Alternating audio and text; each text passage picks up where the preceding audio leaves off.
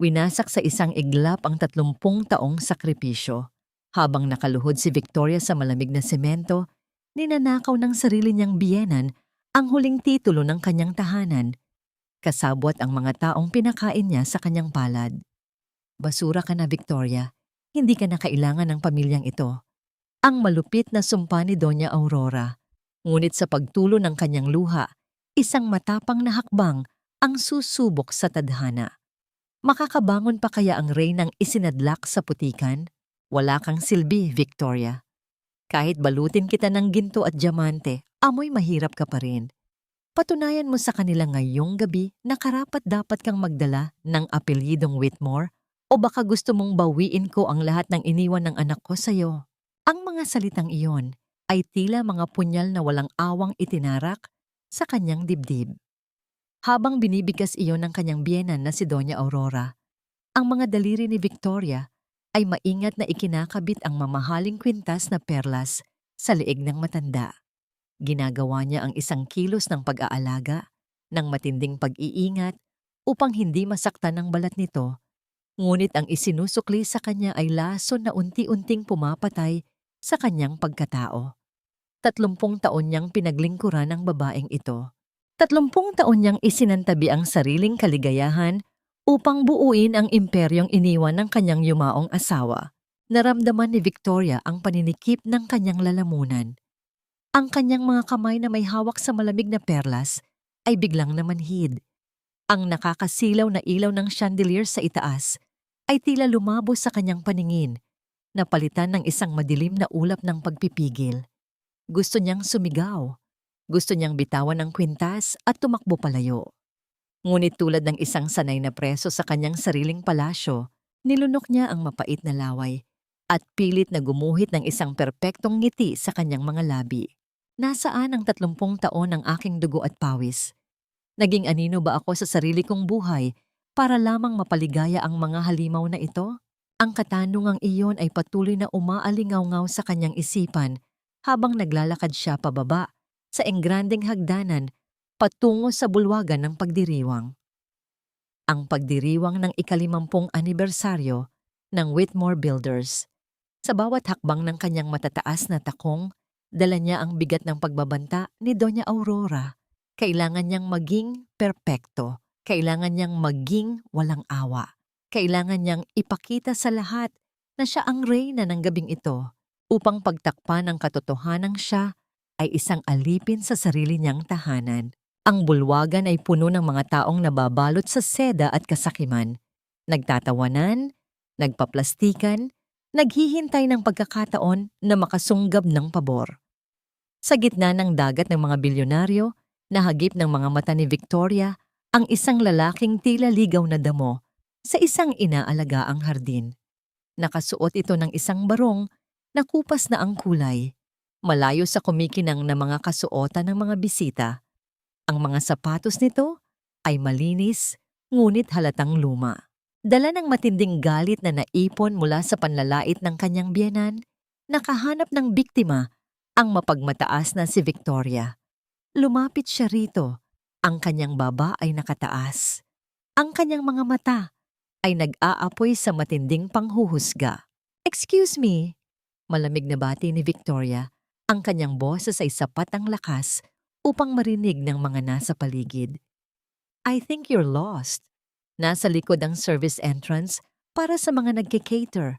"We don't allow just anyone to wander around here, lalo na kung mukha kang hihingi ng abuloy." Ang mga bisita ay unti-unting tumahimik.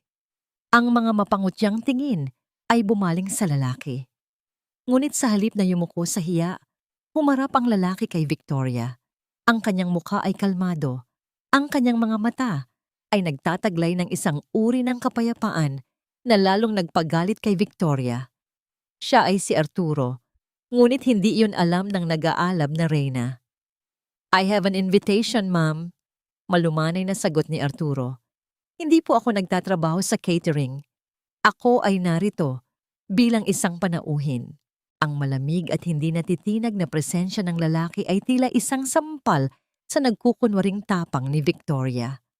Nakita niya mula sa gilid ng kanyang mga mata na nakatingin Si Doña Aurora, naghihintay kung paano niya pamamahalaan ang sitwasyon. Kailangan niyang magpakita ng ngipin. Kailangan niyang manira para hindi siya ang masira. Panauhin? Isang mapang-asar na tawa ang kumawala sa mga labi ni Victoria.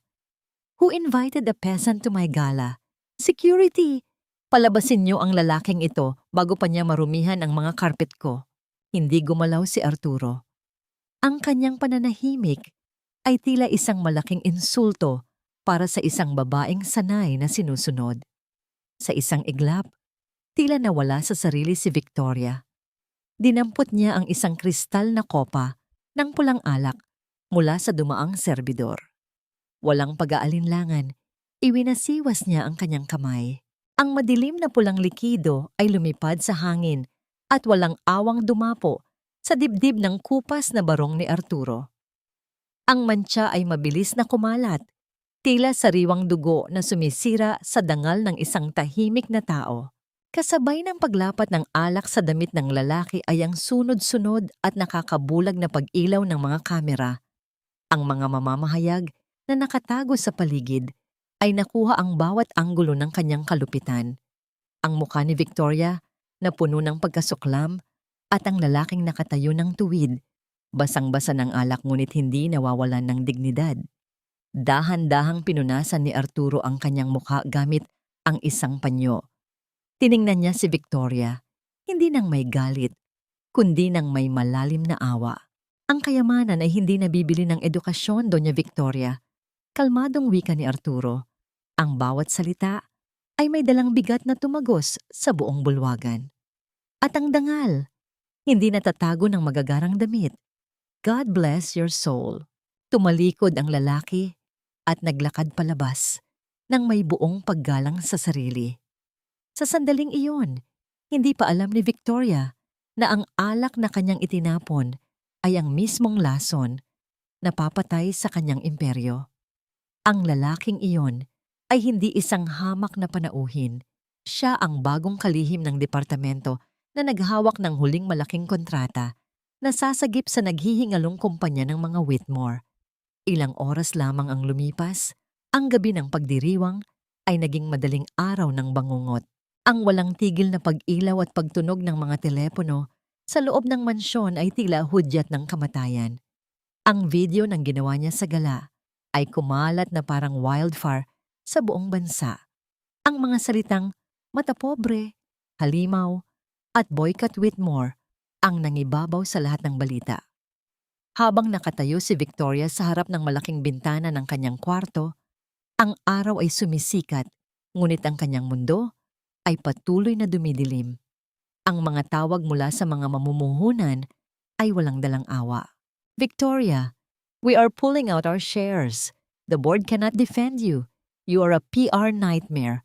Ang malamig na deklarasyon ng isa sa mga pinakamatagal nilang kasosyo bago nito pinutol ang linya. Gumuho ang sahig na kanyang kinatatayuan. Ang presyo ng kanilang mga sapi ay bumulusok sa pinakamababang antas sa kasaysayan. Puno ng takot, tumakbo si Victoria palabas ng kanyang kwarto. Tinakbo ang mahabang pasilyo patungo sa opisina ng kanyang biyenan. Si Doña Aurora ang tanging makakatulong sa kanya. Si Doña Aurora ang may koneksyon sa mga matataas na opisyal. Hinihingal at nanginginig. Itinulak niya ang mabigat na pinto ng opisina. Nakaupo si Doña Aurora sa kanyang silya, humihigop ng mainit na tsaa. Tila walang pakialam sa gulo na nagaganap sa labas. Mama, kailangan natin ng tulong. The investors are pulling out. Kailangan nating maglabas ng statement. Hindi natapos ni Victoria ang kanyang sasabihin. Isang makapal na patong ng mga dokumento ang walang awang inihagis ni Doña Aurora sa hangin. Ang mga papel ay nagkalat sa makintab na sahig na marmol, tila mga patay na dahon na nalaglag mula sa isang tuyong puno. Tingnan mo ang ginawa mo, Burara. Sigaw ng matanda. Ang boses nito ay naglalabas ng matinding pagkasuklam. Dahil sa kayabangan mo, sinira mo ang pinaghirapan ng pamilyang ito. Pero mama, Ikaw ang nagsabi sa akin na maging matapang. Ikaw ang nag-utos na ipakita ko sa kanila kung sino tayo. Lumuluhang pagmamakaawa ni Victoria. Wala akong inutos na magpakabaliw ka sa harap ng media. Tumayo si Doña Aurora, tinukod ang kanyang baston, at naglakad palapit kay Victoria na nakaluhod na sa sahig habang pinupulot ang mga papel. Tapos na tayo, Victoria. The Board of Directors held an emergency meeting an hour ago. Tinanggal na kita bilang CEO. Nanlaki ang mga mata ni Victoria. Ang kanyang hininga ay tila naputol. Ano? Hindi niyo pwedeng gawin iyan. Ang kumpanyang ito ay dugot pawis naming mag-asawa. Ako ang may hawak ng pinakamalaking shares ngayon at bumoto ako para patalsikin ka. Walang emosyong wika ni Doña Aurora. Binawi ko na rin ang lahat ng karapatan mo sa mansyong ito at sa lahat ng ari-arian ng anak ko. Wala kang dadalhin kahit isang kusing. Sa gitna ng kanyang pagluha, napatingin si Victoria sa isang frame ng litrato na nahulog mula sa mesa. Ito ay larawan nila ng kanyang yumaong asawa, ang tanging lalaking nagmahal sa kanya ng totoo. Nanginginig ang kanyang kamay habang pilit niyang inaabot ang nabasag na salamin upang kunin ang larawan. Ito na lamang ang natitira sa kanya. Ito na lamang ang huling patunay na minsan siyang naging masaya. Bago pa man lumapat ang kanyang mga daliri sa litrato, isang matalim na takong ng sapatos ang walang awang tumapak dito. Nadurog ang salamin, bumaon ang ilan sa mga bubog sa balat ng daliri ni Victoria. Napadaing siya sa sakit, ngunit ang sakit sa kanyang kamay ay walang binatbat sa sakit na nadarama ng kanyang kaluluwa habang nakatingin sa malamig na mga mata ng kanyang biyenan. Guards! Tawag ni Doña Aurora ni hindi tumitingin sa dugong umaagos mula sa kamay ni Victoria. Ilabas niyo ang basurang ito sa pamamahay ko. Dalawang malalaking lalaki ang mabilis na humawak sa magkabilang braso ni Victoria. Hinaladhad siya palabas ng opisina, kinaladkad sa mahabang pasilyo, pababa sa hagdanan na ilang oras pa lamang ang nakakalipas ay nilakaran niya bilang isang reyna. Bitiwan niyo ako! Bahay ko ito! Mama, maawa ka sa akin! Ang kanyang mga pagmamakaawa ay nilamon lamang ng malamig na katahimikan ng mansyon. Walang sumagot. Walang tumulong. Ang mga katulong na dati niyang inuutusan ay nakatungo lamang sa gilid. Walang sino man ang nagtangkang sumalungat sa utos ng matandang bilyonarya. Itinulak siya ng mga gwardiya palabas ng malaking pintuan. Nawalan siya ng balanse at bumagsak sa magaspang na kalsada.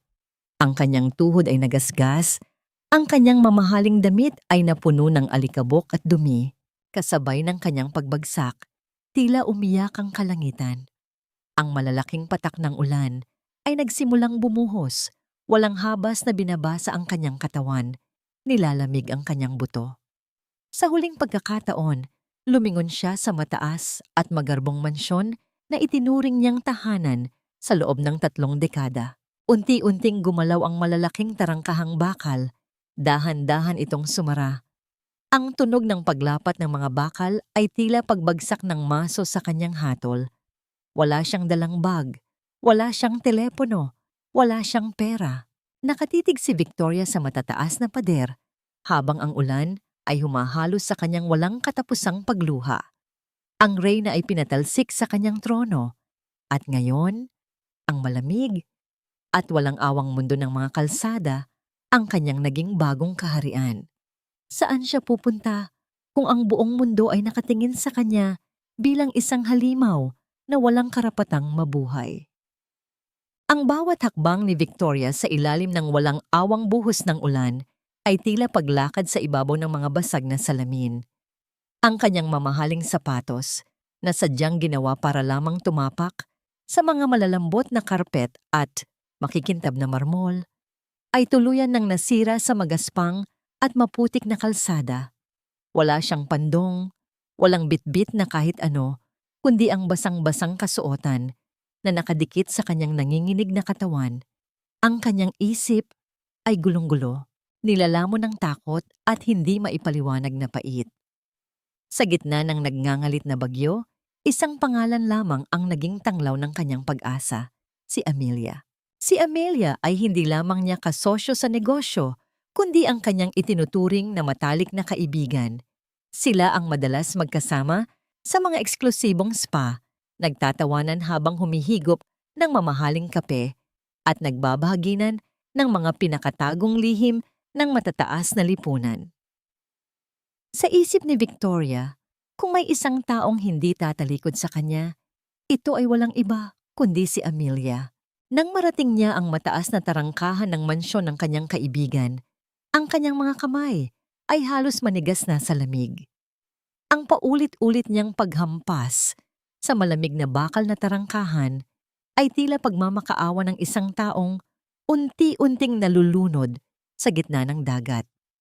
Ang kanyang boses, na dati ay naguutos at kinatatakutan, ngayon ay basag at puno ng desperasyon habang isinisigaw niya ang pangalan ng kanyang kaibigan.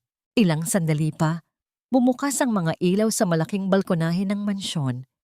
Lumabas ang isang pamilyar na bulto ng babae, nakasuot ng makapal at mainit na bata de banyo, habang may hawak na isang baso ng mainit na inumin.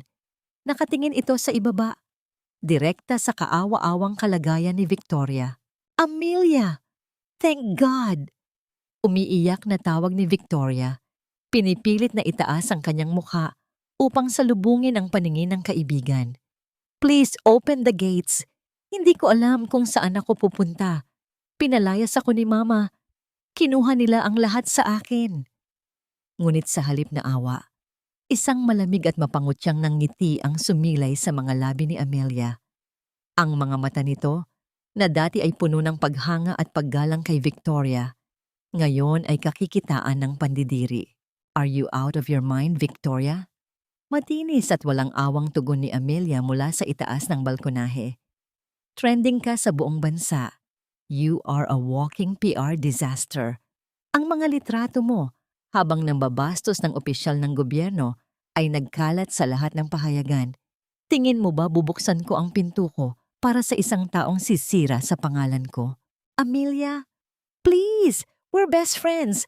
Ako ang nagpasok sa'yo sa board of directors. Utang mo sa akin ang posisyon mo."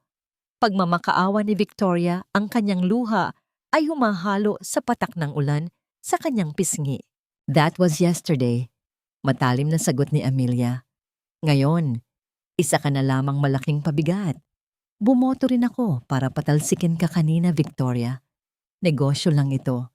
Hindi ko pwedeng isugal ang kinabukasan ko dahil lang sa kayabangan mo. Umalis ka na bago pa ako tumawag ng pulis para ipakaladkad ka palabas ng subdivision na ito." Ang pagtalikod ni Amelia at ang marahas na pagsara ng salaming pinto ng balkonahe ay tila isang punyal na ibinaon at inikot sa puso ni Victoria. Ang tanging taong pinagkatiwalaan niya ay siya ring nagbaon sa kanya sa hukay. Ang mga buwitre sa dilim ay nagsimula ng magpiesta sa kanyang pagbagsak. Wala nang natitirang lakas sa kanyang mga binti. Hinayaan ni Victoria ang kanyang sarili na maglakad ng walang patutunguhan. Namalaya na lamang niya na nakalabas na siya sa eksklusibong nayon at narating ang isang lumang hintayan ng sasakyan sa gilid ng isang madilim at maputik na kalsada. Bumagsak ang kanyang katawan sa malamig at sementadong upuan.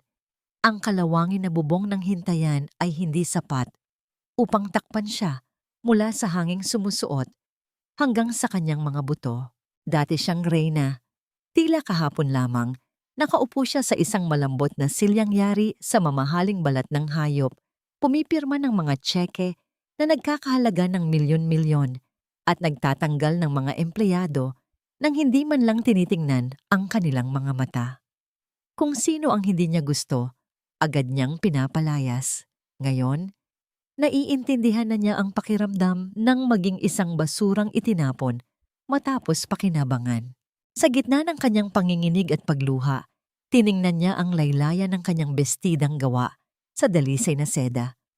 Punong-puno ito ng putik at mantsa ng ulan, dala ng nakasanayang pagiging perpekto, walang malay na inabot ng kanyang nanginginig na mga daliri, ang laylayan ng damit. Dahan-dahan niya itong hinagod, pilit na pinapatag ang mga gusot, Umaasang sa pag-ayos ng kanyang damit ay maibabalik din niya ang kaayusan ng kanyang nagkagutay-gutay na buhay. Ngunit kahit anong gawin niyang paghagod, ang dumi ay hindi na matanggal. Isang anino ang dahan-dahang lumapit mula sa makapal na dilim ng kalsada. Hindi ito napansin ni Victoria hanggang sa maramdaman niyang tumigil ang pagpatak ng ulan sa kanyang ulo. Nang ibaling niya ang kanyang paningin pataas, nakita niya ang isang lumang payong na may tagpi-tagping tela na nagsisilbing harang laban sa bagyo. Sa ilalim nito ay nakatayo ang isang babaeng gawa sa payat, ngunit matatag na pangangatawan. Hindi maaninag ng buo ni Victoria ang mukha ng estranghera dahil sa kakulangan ng ilaw. Doña Victoria, halina po kayo. Baka kayo'y magkasakit. Ang boses na yon ay malumanay, puno ng pag-aalaga, ngunit may dalang isang pamilyar na himig na nagpatayo sa mga balahibo ni Victoria. Ito ang boses ng isang taong matagal na niyang ibinaon sa limot. Isang taong sinaktan niya ng labis sa ngalan ng kapangyarihan at antas sa lipunan. Isang magaspang ngunit mainit na kamay ang dahan-dahang dumampi sa kanyang nanlalamig at nanginginig na balikat. Nag-aanyaya ng isang kaligtasang hindi niya inaasahang matatanggap mula sa taong may pinakamalaking karapatang maghiganti sa kanya. Damog, ang bawat paghinga ni Victoria ay tila may kasamang alikabok at init na hindi niya kailanman naranasan sa loob ng kanyang de-aircon na mansyon. Idinilat niya ang kanyang mga mata, ngunit sa halip na ang puting kisame na may mga ukit na ginto ang kanyang makita, bumungad sa kanya ang isang bubong na yari sa kalawangin na yero, kung saan ang mga bakas ng lumang tulo ay gumuhit ng mga mapangit na mapa ng kahirapan. Ang higaang kanyang kinalalagyan ay hindi isang malambot na kutsyon na may libu-libong thread count, kundi isang manipis na banig na nakalatag sa ibabaw ng isang plywood na kama. Saan ako naroroon? Bakit ang hangin ay amoy usok at tuyong isda sa halip na amoy ng mga sariwang lavender? Sinubukan niyang bumangon, ngunit ang kanyang katawan ay tila binalot ng mabigat na bakal. Ang bawat kalamnan niya ay sumasakit, isang paalaala ng kanyang mahabang paglalakad sa ilalim ng ulan kagabi. Sa gilid ng kanyang paningin, napansin niya ang isang babaeng nakatalikod, abala sa pag-aayos ng ilang mga lumang gamit sa isang maliit na lamesang kahoy. Nang humarap ang babae, ang puso ni Victoria ay tila tumigil sa pagtibok. Si Liza, ang babaeng itinuring niyang mantsa sa dangal ng mga Whitmore, ang babaeng 5 taon na, ang nakalilipas ay binigyan niya ng isang tseke at pilit na pinalayas habang nagmamakaawang manatili sa piling ng kanyang asawa. Gising na po pala kayo, Doña Victoria. Malumanay na wika ni Liza. Walang bakas ng galit sa kanyang boses, walang bahid ng paghihiganti sa kanyang mga mata. Uminom muna kayo ng tubig. Mataas pa ang lagnat ninyo. Isang matinding bugso ng hiya ang dumaan sa buong pagkatao ni Victoria. Gusto niyang tumayo, gusto niyang sumigaw at utusan si Liza na huwag siyang hawakan. Ngunit ang kanyang sariling kahinaan ang nagbilanggo sa kanya. Ang dati niyang kapangyarihan ay tila natunaw na parang asukal sa ilalim ng ulan.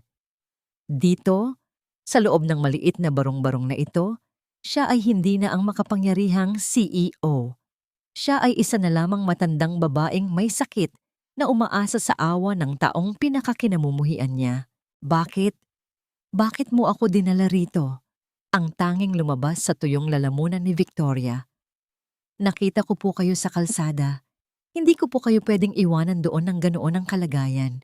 Sagot ni Liza habang inilalapag ang isang mangkok ng mainit na lugaw sa gilid ng higaan. Tiningnan ni Victoria ang pagkain. Ito ay isang simpleng lugaw na may kaunting luya at murang pampalasa. Malayo sa mga gourmet na pagkaing nakasanayan niya. Ngunit habang tinitingnan niya ang mangkok, hindi niya maiwasang mapansin ang mga kamay ni Liza. Ang mga daliri nito ay magaspang, ang mga kuko ay maikli, at tila may mga peklat ng pagtatrabaho sa ilalim ng init ng araw. Ang mga kamay na ito, na dati niyang tinawag na marumi, At hindi karapat-dapat humawak sa kanyang anak, ang siya palang bumuhat sa kanya mula sa putikan ng kalsada. Ang bawat subo ng mainit na lugaw na ipinapakain sa kanya ni Liza ay tila isang butil ng katotohanang dumudurog sa kanyang natitirang kayabangan. Bakit siya ganito kabuti sa akin? Pagkatapos ng lahat ng ginawa ko upang sirain ang buhay niya, bakit niya ako binibigyan ng pagkakataong mabuhay? Ang katahimikan sa loob ng maliit na silid ay tila sumisigaw ng kanyang mga nakaraang kasalanan. Sa gitna ng kanilang tahimik na sandali, ang pinto ng barong-barong na gawa lamang sa pinagtagpi-tagping kahoy ay dahan-dahang bumukas. Isang batang lalaki na may edad na 4 na taon ang rumerenda sa pagpasok. Nakasuot ito ng isang sando na may butas at kupas na short, ngunit ang kanyang mukha ay nagtataglay ng isang kagandahang hindi kayang itago ng kahirapan. Nang tumingin ang bata kay Victoria, tila tumigil ang pag-inog ng mundo para sa matanda. Ang mga mata ng bata, ang mga matang yon ay hindi kayang ikaila. Ang hugis ng ilong, ang kurba ng labi, at ang paraan ng pagkunot ng noo nito ay tila isang buhay na kopya ng kanyang pumanaw na anak na si Gabriel. "Nanay, sino po siya?" tanong ng bata sa maliit na boses, habang rurok na nagtatago sa likod ng binti ni Liza. Nanginginig ang mga labi ni Victoria habang nakatitig sa bata. Ang lahat ng kanyang paghihirap, ang lahat ng pagkawala ng kanyang kayamanan ay tila nawalan ng saysay sa harap ng batang ito. Nararamdaman niya ang isang uri ng sakit sa kanyang dibdib na mas matindi pa sa anumang pagkatalo sa negosyo. Ang batang ito ay ang dugong buhay ng mga Whitmore na itinapon niya sa kalsada dahil lamang sa isang maling prinsipyo ng antas sa lipunan. Siya ang lola mo, Leo. Mahinang sagot ni Liza. Ang kanyang boses ay tila may halong takot at pag-asa. Nanatiling nakatitig si Victoria sa mga mata ni Leo. Ang mga matang yun ay puno ng kawalang malay. Ngunit para kay Victoria, iyon ay isang salamin ng lahat ng kanyang pagkakamali. Maari pa bang humingi ng kapatawaran ng isang taong pumatay sa kaligayahan ng sarili niyang pamilya bago pa man ito makapagsimula? Akala ko, ang pinakamahirap na bagay sa mundo ay ang mawalan ng bilyon-bilyong piso. Pero mali ako. Mas mahirap palang tanggapin ang katotohanang kahit sa pagluluto ng simpleng kanin, wala pala akong silbi. Ang usok mula sa nasunog na sinaing ay mabilis na kumalat sa maliit na espasyo ng barong-barong ni Liza. Tarantang pinalis ni Victoria ang kanyang mga mata na humahapdi dahil sa kapal ng usok. Hawak ang isang basahan na may butas. Pilit niyang binuhat ang takip ng kaldero, ngunit ang init ay gumuhit sa kanyang malalambot na palad, dahilan upang mabitawan niya ito. Ang tunog ng bakal na bumagsak sa semento ay tila isang malakas na hudyat ng kanyang kabiguan. Gusto lamang niyang makatulong. Gusto niyang ipakita kay Liza na hindi siya pabigat, na kaya niyang maging kapaki-pakinabang sa loob ng munting tahanang ito. Ngunit sa bawat kilos niya, tila lalo lamang niyang napatutunayan na siya ay isang reynang walang silbi sa labas ng kanyang palasyo. Dahil sa kapal ng usok, napilitan si Victoria na lumabas muna ng pinto upang huminga. Ngunit sa kanyang paglabas, ang sariwang hangin na kanyang inaasahan ay napalitan ng mga mapanghusgang tingin ng mga kapitbahay. Ang mga tao sa paligid, na dati ay abala sa kani-kanilang buhay, ay tumigil at nagsimulang magbulungan habang nakaturo sa kanya. Ayan na ba yung donya na nasa balita? Yung nagtapon ng alak sa gobyerno? Ang matinis na boses ng isang babaeng naglalaba sa tapat ng bahay. Ang balita ko, pinalayas na yan ng sariling biyenan. Akala mo, kung sinong malinis, heto pala, at bagsak sa squatters area. Dugtong pa ng isa, habang tumatawa ng mapanguyam. Ang mga salitang iyon ay tila mga latigo na humahampas sa likod ni Victoria. Noon, siya ang nagdidikta kung sino ang dapat kutyain. Ngayon, siya na ang biktima ng sarili niyang sistema. Yumuko siya Pilit na itinatago ang kanyang mukha sa likod ng kanyang mga kamay, hanggang sa marinig niya ang mabilis na yabag ng mga paa. Wala po ba kayong ibang magawa, kundi ang makialam sa buhay ng may buhay? Ang boses ni Liza ay matatag at puno ng awtoridad habang lumalapit sa kumpol ng mga tsismosa. Tao rin siya, nagkakamali, at sa bahay ko siya nakatira, kaya wala kayong karapatang saktan siya. Natahimik ang mga kapitbahay, ngunit ang mga matang puno ng kutya ay nanatili. Hinawakan ni Liza ang siko ni Victoria at dahan-dahan siyang inakay pabalik sa loob. Walang narinig na sumbat si Victoria mula sa kondaw. Sa halip, lalong bumigat ang kanyang dibdib dahil sa utang na loob na uent-unting sumasakal sa kanyang dangal. Nang sumapit ang malalim na gabi, hindi magawang makatulog ni Victoria. Nakahiga siya sa manipis na banig, nakikinig sa mahinang hilik ni Leo at sa tunog ng mga kuliglig sa labas. Mula sa kanyang kinahihigaan, napansin niya si Liza na nakaupo sa maliit na lamesa. Tanging ang liwanag ng isang maliit na kandila ang nagbibigay ng ilaw. Narinig ni Victoria ang tuyot na tunog ng mga barya na inilalapag sa ibabaw ng kahoy. Nakita niya ang bulto ni Liza na nakayuko.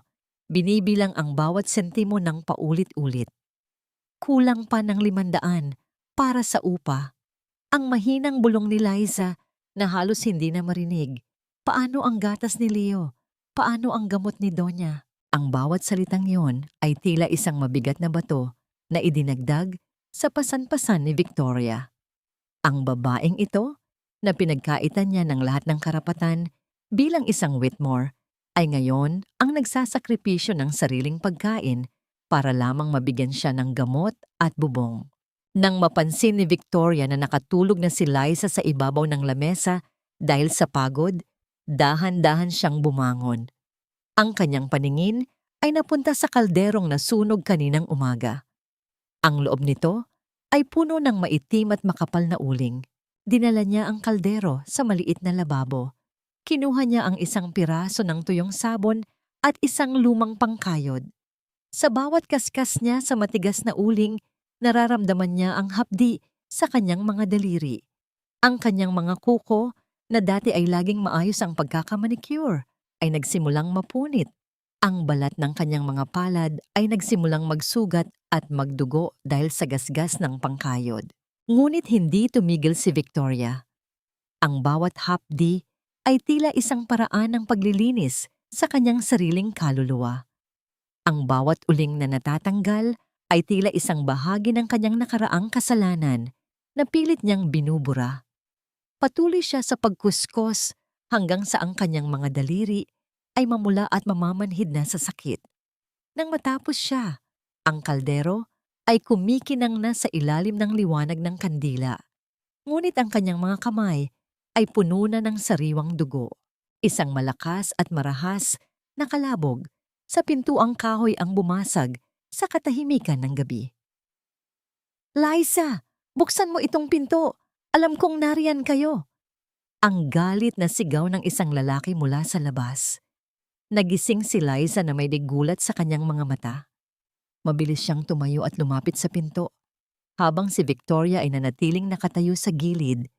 Hawak ang kumikinang na kaldero at ang kanyang mga sugatang kamay. Mang Cardo, sandali lang po. Bukas na bukas din po gagawa ako ng paraan. Pagmamakaawa ni Liza habang dahan-dahang binubuksan ang pinto. Anong bukas? 3 buwan na kayong huli sa upa. Kung hindi kayo makakabayad ngayon din, lumabas na kayo sa pamamahay ko. Kasama ang matandang yan na pabigat lang sa buhay mo. Sigaw ng may-ari ng bahay habang itinuturo si Victoria. Sa gitna ng kaguluhan, napatingin si Victoria sa labas. Sa kabilang dako ng madilim na eskinita, isang itim at makintab na sasakyan ang dahan-dahang dumaan. Ang mga bintana nito ay madilim, ngunit nararamdaman ni Victoria ang isang pares ng mga mata na nakatingin sa kanila mula sa loob, tila naghihintay sa kanilang tuluyan na pagbagsak. Bago pa man sumikat ang araw, dahan-dahang lumabas si Victoria ng bahay, tinitiyak na hindi magigising si Liza na mahimbing na natutulog dahil sa pagod. Ang kanyang mga paa, na dati ay balot ng mamahaling medyas, ngayon ay hubad na nakatapak sa malamig na semento ng eskinita. Bit-bit ang kanyang natitirang dangal. Tinahak niya ang daan patungo sa palengke ng Divisoria, ang lugar na dati ay iitinuturing niyang pinakamaruming bahagi ng mundo. Ang amoy ng lansa ng isda, ang singaw ng mga nabubulok na gulay, at ang ingay ng mga taong nagtutulakan ay tila isang malakas na sampal sa kanyang mga pandama. Ngunit hindi siya tumigil. Lumapit siya sa isang maliit na karinderya na tumpok ng mga maruming pinggan ang nakatambak sa gilid.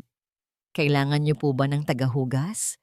Ang rurok na tanong ni Victoria sa may-ari ng karinderya, isang babaeng may malaking boses at laging nakasimangot. Tiningnan siya ng may-ari mula ulo hanggang paa. "Kaya mo ba, Lola? Mukha kang hindi sanay sa dumi. Baka mamaya, isang kaskas mo pa lang sa sebo, himatayin ka na." "Kaya ko po," ang maikling tugon ni Victoria. Ang kanyang boses ay hindi nanginig, kahit sa gitna ng pangungutya. Sa loob ng 6 na oras, walang tigil ang kanyang mga kamay sa paglubog sa malapot at maduming sabon. Ang mga sugat sa kanyang mga daliri mula sa pagkuskos ng kaldero kagabi ay muling bumukas at humapdi dahil sa alat ng tubig at tapang ng kemikal. Bawat pinggan na kanyang nililinis ay tila isang hakbang patungo sa kanyang pagpapakumbaba. Ang pawis ay dumadaloy sa kanyang noo, humahalo sa alikabok ng palengke, hanggang sa ang kanyang buong katawan ay manghina na sa pagod. "Heto ang bayad mo, kulang ka sa bilis pero pwede na." Inabot ng may-ari ang isang lukot na ₱100. Para sa dating bilyonarya, ang ₱100 ay barya lamang na hindi niya pag-aaksayahang pulutin sa kalsada. Ngunit habang hawak niya ang perang iyon, naramdaman niya ang isang uri ng kagaanan sa kanyang puso. Ito ang unang pagkakataon na ang bawat sentimo ng kanyang hawak ay nagmula sa tunay na sakripisyo, hindi mula sa mga manipulasyon ng stock market. Sa kanyang pag-uwi, nadaanan niya ang isang maliit na panaderya. Nakita niya ang isang maliit na mamon na may makulay na pambalot. Naalala niya ang nagniningning na mga mata ni Leo. Ginamit niya ang malaking bahagi ng kanyang kinita upang bilhin ang tinapay na yon. Habang naglalakad pabalik sa eskinita, yakap-yakap niya ang supot, iniisip ang ngiti ng kanyang apo na magbubura sa lahat ng kanyang pagod. Ngunit ang kanyang kagalakan ay biglang napalitan ng matinding kaba nang marating niya ang tapat ng kanilang barong-barong.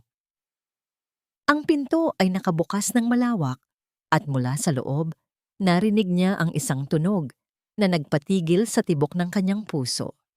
Ito ay hindi tunog ng tawanan, kundi ang mabilis at kapos na hininga ng isang taong nahihirapan. "Leo! Anong nangyayari sa anak ko?" Ang histerikong sigaw ni Liza na umalingaw-ngaw sa buong paligid. Binitawan ni Victoria ang supot ng tinapay. Ang mamon na kanyang pinaghirapan ay gumulong sa maruming putik ng kalsada, ngunit hindi na niya ito napansin. Mabilis siyang pumasok sa loob at nakita ang isang eksenang kailanman ay hindi niya malilimutan. Si Leo ay nakahiga sa banig. Ang kanyang maliit na katawan ay naninigas at nanginginig sa matinding kombulsyon. Ang kanyang mga mata ay nakatirik at ang kanyang mga labi ay nagsisimula ng maging kulay asul. Ang bata ay tila sinusubukang kumuha ng hangin, ngunit walang pumapasok sa kanyang baga. "Liza, tumawag tayo ng ambulansya. Kailangan natin siyang dalhin sa ospital." Sigaw ni Victoria habang nanginginig ang kanyang buong katawan sa takot. "Wala tayong pambayad, Donya. Hindi tayo tatanggapin sa ospital." Umiiyak na sagot ni Liza habang pilit na binubuhat ang anak. Sa gitna ng kanilang desperasyon, napatingin si Victoria sa labas ng bintana. Ang itim na sasakyang nakita niya kagabi ay muling naroon, nakaparada sa dulo ng eskinita. Tila isang anino ng kamatayan na tahimik na nanonood kung paano mawawasak ang huling pag-asa ng mga Whitmore. Ngunit sa sandaling iyon, wala nang halaga kay Victoria ang kanyang lihim na kaaway.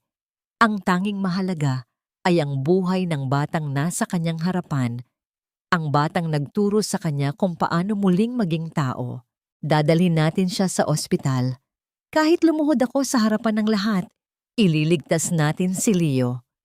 Ang mariing pangako ni Victoria, habang ang tunog ng kapos na hininga ng bata ay tila isang mabilis na orasan na nagbibi lang ng natitirang sandali ng buhay. Hindi namin tatanggapin ang batang iyan nang walang paunang bayad. Ang dami ng utang ng gobyerno sa amin, hindi na kami pwedeng magdagdag ng charity case. Ang boses ng receptionist sa emergency room ay kasing lamig ng hanging nanggagaling sa aircon ng ospital. Para kay Victoria, ang bawat salitang iyon ay tila isang malakas na sampal na nagpagising sa kanya mula sa isang masamang panaginip. Nakaluhod siya sa malamig na puting tiles. Hawak ang laylayan ng damit ng tauhan ng ospital, habang sa likuran niya ay maririnig ang mahayap na iyak ni Liza at ang gurgling sound mula sa lalamunan ni Leo na pilit lumalaban para sa bawat hininga. Noon, ang pangalang Whitmore ay sapat na upang magpatakbo ng isang buong hukbo ng mga doktor. Ngayon, ang pangalang iyon ay wala pang halaga ng isang pirasong barya. Dahil sa desperasyon, tumayo si Victoria. Iniwan niya si Liza sa ospital at tumakbo palabas. Hindi niya alintana ang pagod, ang gutom, o ang mga sugat sa kanyang paa. Sumakay siya sa isang pampublikong sasakyan gamit ang huling barya na natitira sa kanyang bulsa. Ang perang dapat sana ay pambili ng gatas ni Leo. Ang kanyang destinasyon ay ang lugar na pinakahuli niyang gustong puntahan, ang mansyon ng mga Whitmore. Nang marating niya ang matatayog na tarangkahang bakal, hindi siya nag-atubili. Pinagsisipa at pinaghahampas niya ang gate hanggang sa lumabas ang mga gwardiya. Sabihin niyo kay Aurora, ang apo niya ay namamatay. Kailangan ko ng pera para sa ospital. Bumukas ang malaking pinto ng mansyon. Lumabas si Doña Aurora, nakasuot ng isang mamahaling seda na robe, habang may hawak na pamaypay na gawa sa ivory. Naglakad siya ng dahan-dahan pababa ng hagdan. Ang bawat hakbang ay puno ng pangungutya. Anong ginagawa ng pulubi sa tapat ng bahay ko? Ang maingat ngunit matalim na tanong ni Aurora habang humihinto sa harap ng gate. Mama, nagmamakaawa ako sa'yo. Bulong ni Victoria, ang kanyang boses ay basag na. Si Leo, ang anak ni Gabriel, nasa ospital siya. Kailangan niya ng operasyon. Parang awa mo na. Tulungan mo ang sarili mong apo. Isang nakakakilabot na tawa ang kumawala sa mga labi ni Aurora. Apo? Ang batang iyon ay anak ng isang babaeng galing sa kanal. Wala akong apo sa labas, Victoria. At ikaw, wala ka ng kinalaman sa pamilyang ito. Dahil sa sobrang pait, tuluyan nang bumigay ang tuhod ni Victoria. Lumuhod siya sa gitna ng semento, sa harap ng maraming taong nakatitig. Sige, gagawin ko ang lahat. Hamakin mo na ako. Bastusin mo na ako. Pero please, iligtas mo ang bata. Ngumiti si Aurora, isang ngangiting punong-puno ng kamandag. Gusto mong makatulong? Sige. Dinukot ng matanda ang isang maliit na barya mula sa kanyang bulsa, isang pisong luma at marumi. Walang awang itinapon niya ito sa paanan ni Victoria, sa gitna ng putikan. Hayang ang halaga ng tulong na makukuha mo sa akin. Pulutin mo yan at umalis ka na sa paningin ko. Nanginig ang buong katawan ni Victoria. Ang pag-atungal ng ulan sa paligid ay tila nakikisimpatya sa kanyang matinding kahihiyan. Pinanood niya ang pagtalikod ni Aurora, ang pagsara ng pinto, at ang pag-iwan sa kanya sa gitna ng kawalan. Dahan-dahan niyang inabot ang barya sa putik. Ang kanyang mga daliri ay bumaon sa maduming lupa, habang ang kanyang puso ay unti-unting namamatay sa galit. Bumalik si Victoria sa ospital na luhaan at bigo. Pagdating niya sa hallway ng emergency room, nakita niyang nakaupo si Liza sa sahig, nakatitig sa kawalan. Ngunit sa halip na iyak, ang mukha ni Liza ay puno ng kalituhan. Donya, tapos na po. Ang mahinang wika ni Liza. Anong ibig mong sabihin? Wala na ba si Leo? Halos himatayin si Victoria sa takot. Hindi po. May dumating na lalaki. Binayaran niya lahat ng bill. Inilipat na si Leo sa ICU. Sabi ng doktor, ligtas na ang anak ko. Paliwanag ni Liza habang ipinapakita ang isang resibong may tatak na fully paid. Napaatras si Victoria. Sino ang gagawa nito? Sino ang magliligtas sa kanila sa gitna ng dilim? Isang pamilyar na bulto ang lumitaw sa dulo ng mahabang pasilyo. Ang lalaking nakasuot ng simpleng barong. Ang lalaking hinasalubong niya ng alak sa galanite.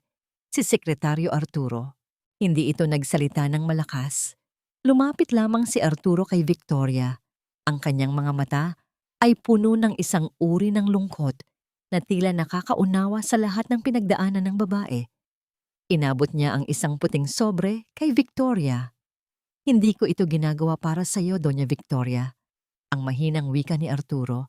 Ang boses ay tila isang banayad na ihip ng hangin sa gitna ng bagyo. Ginagawa ko ito dahil may katarungang dapat manaig. Basahin mo ang laman ng sobreng yan kapag handa ka na. Pagkaalis ni Arturo, nanginginig na binuksan ni Victoria ang sobre. Hindi ito pera. Ito ay mga dokumento, mga papel na may lagda ng kanyang yumaong asawa at ni Doña Aurora. Sa bawat salitang kanyang nababasa, ang kanyang mundo ay tila muling nayayanig. Ito ang katotohanan na matagal nilang itinago sa iyo, Victoria. Ang tinig ni Arturo na tila bumubulong pa rin sa kanyang isipan. Napatitig si Victoria sa mga dokumento. Ang mga lihim na nakabaon sa ilalim ng pundasyon ng Whitmore Builders ay unti-unti nang lumilitaw. Ang batang si Leo ay hindi lamang isang apo. Siya ang susi sa isang nakaraang pilit na pinatay ni Aurora. Makakayanan kaya ni Victoria na harapin ang katotohanang ang taong itinuring niyang pamilya ang siya palang pumatay sa kanyang kaligayahan bago pa man ito magsimula? O tuluyan na ba siyang lalamunin ng dilim ng kanyang mga natuklasan? Tila binagsakan ng langit si Victoria habang binabasa ang bawat titik sa mga dokumentong iniwan ni Arturo.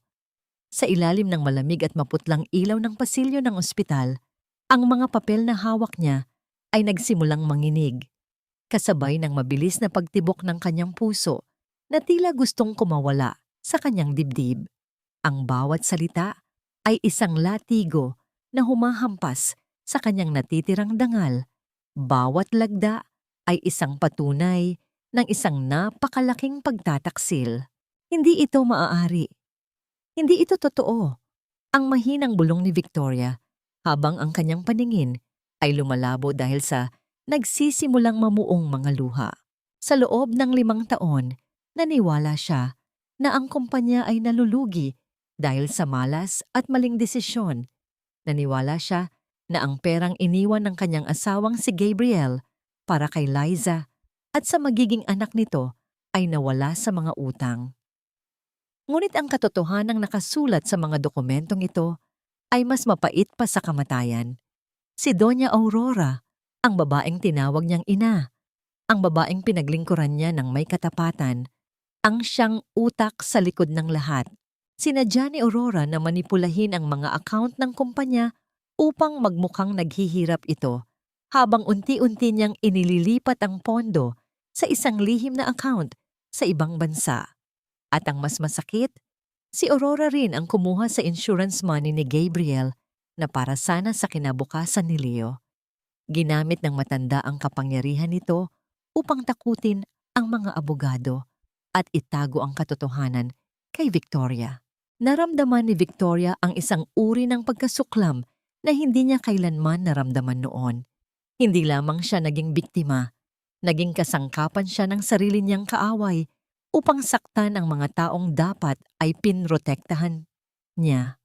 Ang kanyang kayabangan ang naging piring sa kanyang mga mata, dahilan upang hindi niya makita ang ahas na nasa loob ng sarili niyang tahanan. Dahan-dahan siyang tumayo at lumakad patungo sa upuan kung saan nakaupo si Liza, nakasalukuyang nakatitig sa salamin ng ICU kung saan mahimbing na natutulog si Leo. Ang bawat hakbang ni Victoria ay mabigat. Tila bitbit niya ang bigat ng 5 taon ng pagkakamali. Liza, ang tawag ni Victoria. Ang kanyang boses ay basag at puno ng pagsisisi. Nilingon siya ni Liza. Ang mga mata nito ay pagod, ngunit puno pa rin ng malalim na pangunawa. Nang makita ni Liza ang kalagayan ni Victoria, agad itong tumayo. "Donya, anong nangyayari? Bakit kayo umiiyak?" Walang salitang binitawan si Victoria.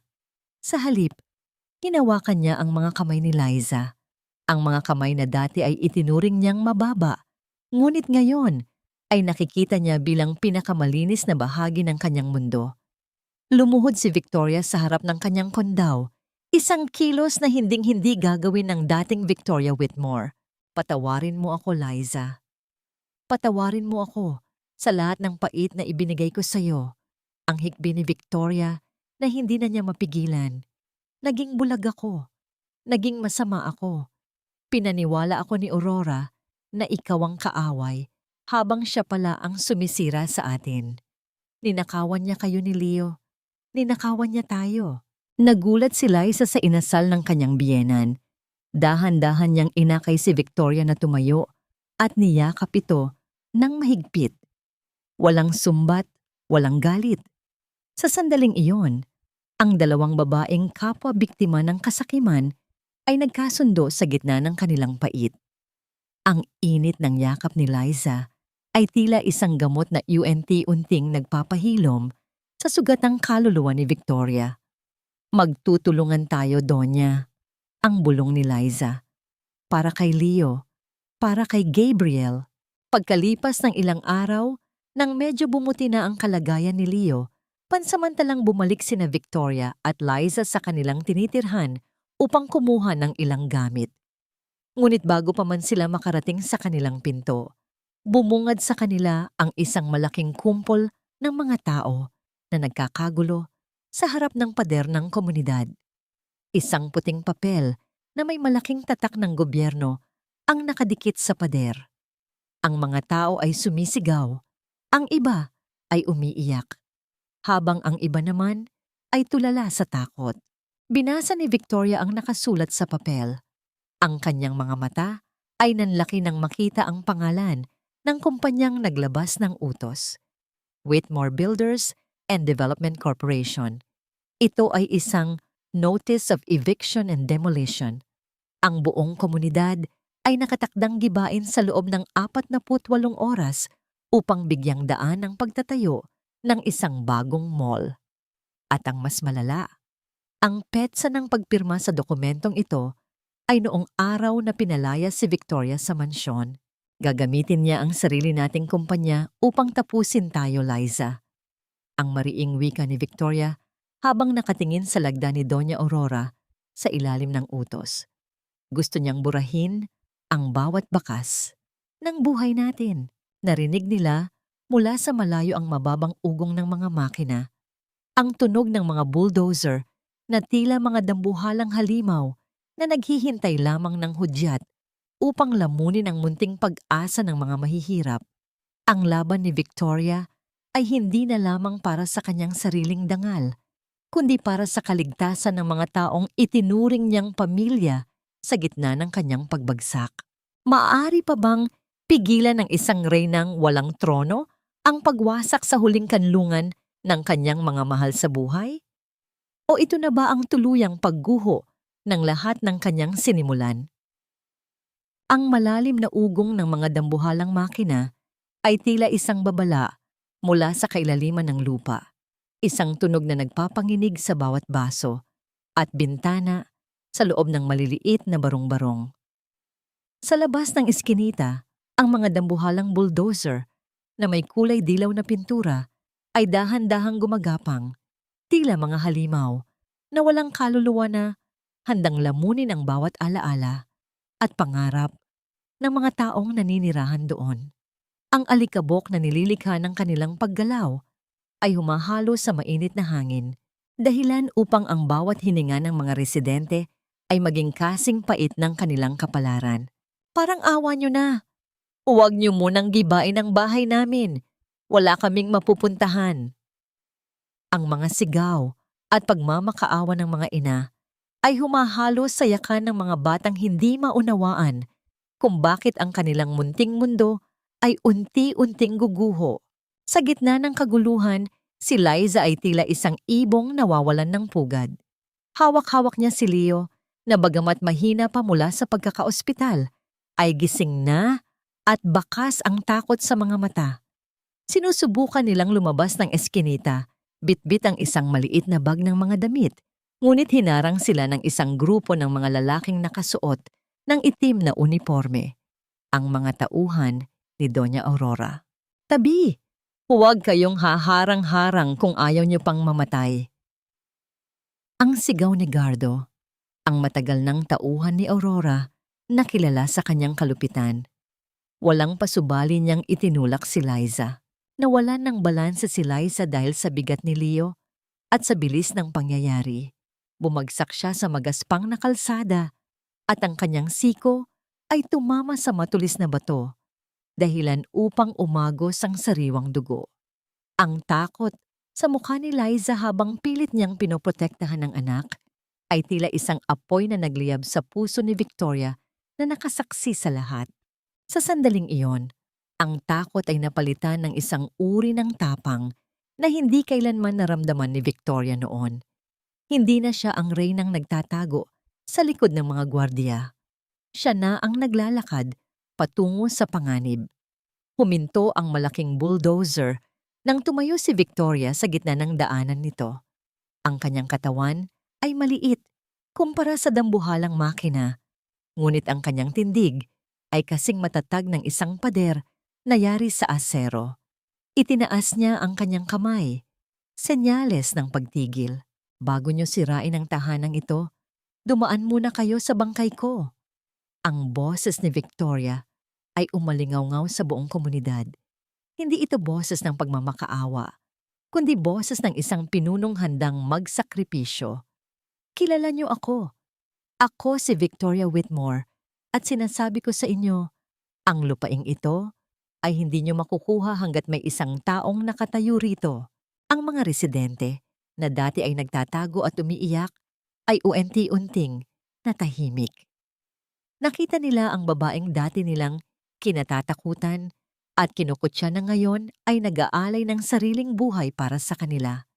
Isa-isa, nagsimulang tumayo ang mga ama ng tahanan sa tabi ni Victoria. Sumunod ang mga kabataan hanggang sa ang eskinita ay mapuno ng mga taong magkakahawak kamay, isang pader ng mga tao na walang sandata, kundi ang kanilang pagkakaisa. Dahil sa dami ng mga tao at sa presensya ng mga kamera ng cellphone na nakatutok, napilitan ang driver ng bulldozer na patayin ang makina. Ang nakakabinging ugong ay napalitan ng isang nakabibinging katahimikan. Bago tuluyang umatras, ang mga makina palayo sa eskinita. Nang makatiyak na ligtas na ang lahat, mabilis na nilapitan ni Victoria si Liza. Kinuha niya ang isang lumang panyo mula sa kanyang bulsa at dahan-dahang binalot ang sugatang siko ng kanyang kondaw. Ang kanyang mga kamay, na dati ay hindi marunong humawak ng dumi, ay maingat at mapagmahal na gumagalaw. Tumingin si Victoria sa mga mata ni Liza. Ang kanyang paningin ay puno ng pangako ng isang ina na hindi na muling hahayaang masaktan ng kanyang pamilya. Habang nangyayari ang lahat ng ito, sa dulo ng kalsada, inilabas ni Gardo ang kanyang telepono. Ang kanyang mukha ay madilim habang nagsasalita sa kabilang linya. Hindi po namin natuloy ang demolisyon, madam. Buhay pa ang matanda at siya mismo ang humaharang sa atin. Pagkababa ng telepono, isang mapanguyam ng ngiti ang sumilay sa mga labi ni Gardo. Alam niyang hindi titigil si Doña Aurora hanggat hindi natutupad ang gusto nito. Nang sumapit ang gabi, tila bumalik ang kapayapaan sa komunidad, ngunit ito ay isang kapayapaang may dalang kaba. Habang mahimbing na natutulog sina Liza at Leo, nanatiling gising si Victoria, nakatingin sa labas ng bintana. Ang katahimikan ng gabi ay biglang bumasag nang makarinig siya ng mabilis na pagtakbo ng mga paa sa labas. Kasunod ang tunog ng pagbasag ng isang bote ng salamin sa kanilang pintuan. Isang matinding init ang biglang sumalubong sa kanyang balat. Ang amoy ng gaas ay mabilis na kumalat at bago pa man siya makasigaw, ang maliit na barong-barong ay nilamon na ng isang dambuhalang apoy na mabilis na kumakalat sa tuyong kahoy. Ang dilim ng gabi ay napalitan ng isang nakakatakot na kulay kahel, habang ang init ng apoy ay tila isang impyernong gustong sumunog sa huling kanlungan ng mga Whitmore. Ang init ng naglalagablab na apoy ay tila isang dambuhalang kamay na humahablot sa bawat hininga ni Victoria.